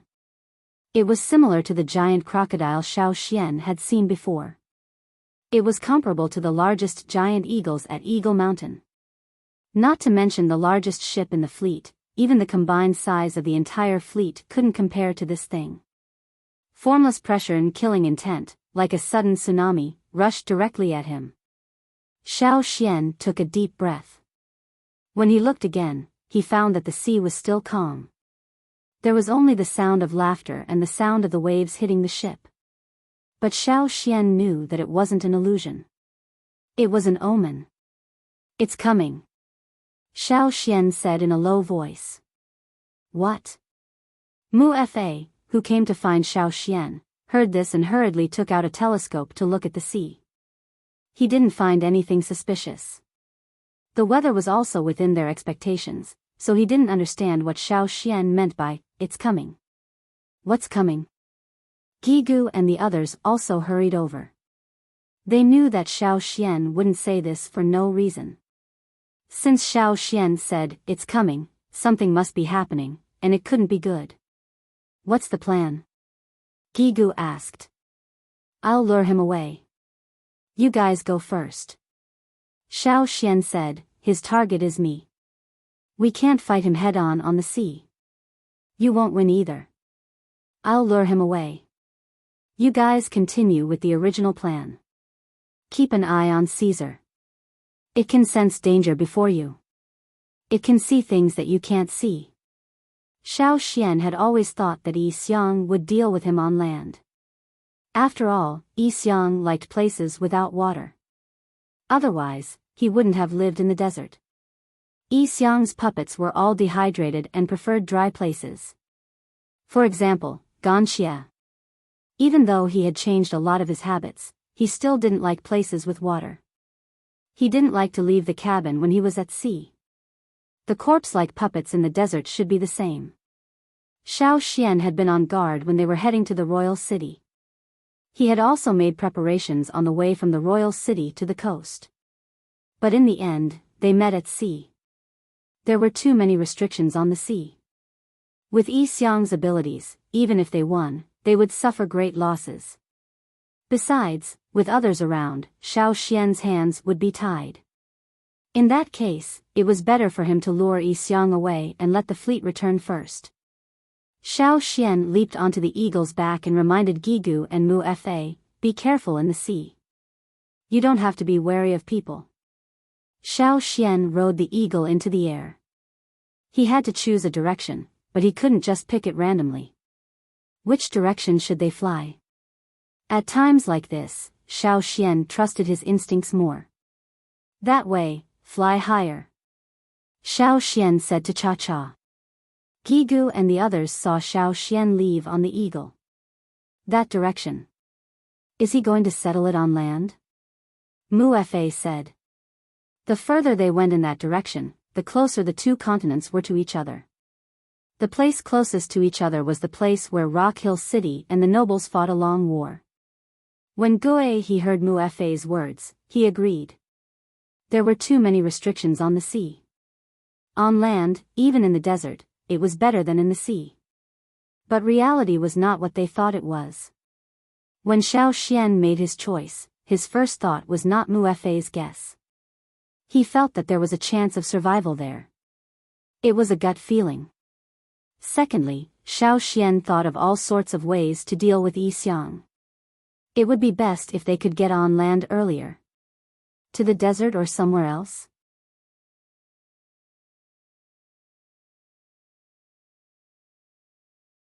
Chapter 837. As soon as Xiao Xian left, Gigu, Mu Fa, and the others were still discussing what kind of danger they might encounter when they heard Caesar growling. He looked very anxious, as if he felt that some kind of danger was approaching. Thinking of what Xiao Xian said before he left, they stopped discussing and hurriedly paid attention to the situation around them. Caesar's reaction meant that he had discovered something. "Caesar, what's the matter?" Gigu observed Caesar's every movement. He noticed that Caesar was growling anxiously, sometimes facing the sea, sometimes looking down. When he was facing the sea, he didn't have a fixed direction, but he was growling down. Does this mean that there's something under the ship, or in the sea? Xiao Xian had warned them that they didn't necessarily have to be on guard against people. Then, could it be a sea beast? Mu Fa blew the emergency alert whistle, and the atmosphere in the fleet suddenly became tense. Caesar's growling grew louder and more anxious, as if he was afraid of something. When they were hunting in the forest, Caesar didn't show any signs of fear even when he encountered some ferocious beasts that were difficult to deal with. But now, Gue He and the others' hearts sank. They were afraid that the trouble was bigger than they thought. Mu Fa took out his binoculars and observed the surrounding sea. He didn't see anything that could pose a threat to them, but, twitching his nose, Mu Fa asked, "Do you guys smell something?" "It's a little stinky," Gigu said. Previously, he thought it was an illusion, or maybe it was because someone in the fleet didn't clean up after killing the fish. But now, the stench was getting stronger and stronger. It was obviously different from the food debris on the ship. The smell was pungent. "It smells like rotten fish," a warrior of the longboat tribe said, looking at the net in his hand that he had just pulled up. Just now, he and a few others worked together to cast the net to catch fish. Now, they didn't catch many fish, but they found a lot of strange fragments. "What's that?" Mu Fa frowned and went over to look at the things in the net. "I don't know." The warrior who was pulling the net took a whiff and leaned back with a twisted face. "It stinks." To people who were not used to the stench, the smell was disgusting. The people on the long boat could still bear it, but the others couldn't. "What the hell is this?" "Hurry up and throw it away," someone said while pinching his nose. The soldiers pulling the net were about to throw the smelly pieces into the sea, but Mu Fa stopped them. When they were sailing, they would sometimes face a shortage of food, but even if they were hungry, they would not eat the dead fish in the sea. After eating some of the dead fish, with their physique as totem warriors, they could still bear it. But some fish, when rotting, would produce a terrible stench, and at the same time, it was highly toxic. Even powerful totem warriors could not resist it. However, their understanding of the sea was limited. They could not tell which fish were edible and which were not. But after so many voyages, they found that most of the fish were inedible. So, in the fleet, Mu Fa simply did not let anyone touch the rotting fish. Now, in front of them, these rotting pieces of meat that were pulled up by the net should have fallen from some kind of sea beast in the sea. It should be a big guy. Mu Fa held his breath and used a metal stick to poke at the pieces of meat. After observing, he came to a conclusion. There are dead sea beasts in the sea. "Chief! Look!" The warrior standing on the edge of the boat was shocked. "What?" Gigu strode to the edge of the boat and looked at the sea. He was also shocked. On the sea surface, there were many similar rotting pieces of meat floating up from the water. The surrounding area was shrouded in a strong stench. Not only them, but a large area on the sea surface was the same. Those rotting pieces of meat of different sizes rose and fell on the sea surface. It was a horrifying sight. Something is wrong with the current. An old warrior of the longboat tribe frowned. There was always a reason for all changes, but they couldn't find a suitable reason to explain this phenomenon. Observing the movement of these currents, they felt more like there was a huge object moving under the water. Fortunately, the place with the most rotting meat was not here, but a little further away. Caesar's low growl became more intense. The hair all over his body stood up like steel needles. The third eye in the middle of his forehead was wide open, but his pupils were contracted. This was a reaction when facing a stronger creature. Creak, the boat began to shake. Waves suddenly appeared on the sea surface. However, the wind at this time was not strong enough to cause such waves. There's something under the sea. Be careful. The crew of the longboat tribe were busy controlling the boat. They were afraid that if they were not careful, they would be overturned by the waves. There were bigger waves in the distance. They rose and were broken by another current. The seawater was stirred up, and the stench became more pungent. But at this time, no one cared about it. They all stared nervously at the sea surface. Hua, the waves rose, and a huge broken tail broke the surface of the sea. It made a circle in the air, and then smashed into the sea again. The waves caused the fleet to shake violently. If it were not for the experienced crew of the longboat tribe controlling the boat, there would have been a boat overturned by the waves. They were so far away, and if they were closer, what kind of impact would they suffer? They did not dare to imagine. The stinky waves hit the boat, and there were pieces of rotting meat of different sizes in the waves. The deck was full of stinky seawater and the pieces of rotting meat that smashed over. In the distance, a huge figure broke the surface of the sea, and part of it was exposed. It turned in a circle, and then plunged back into the sea.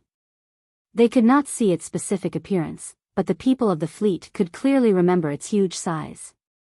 Only a part of it was exposed, and it was already so huge. Then, how big was the whole sea beast? The most shocking thing was that there was more than one such sea beast.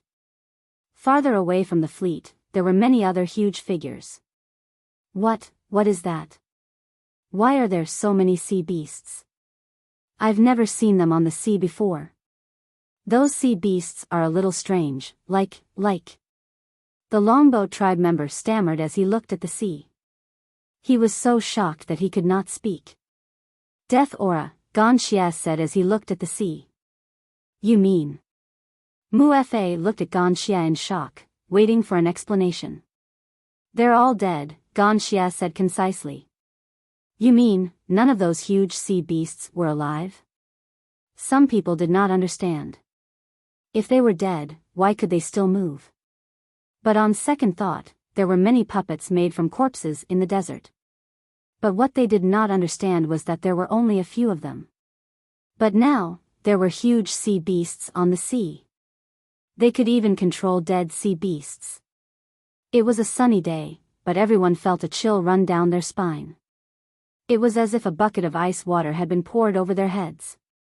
If all the sea beasts that appeared in the distance were to attack them, would they still be able to survive? This was the sea. Look! They're leaving. Someone shouted excitedly. The others also looked over when they heard the voice. They discovered that the sea beasts that had stirred up the sea surface and had yet to reveal themselves were indeed moving away from them.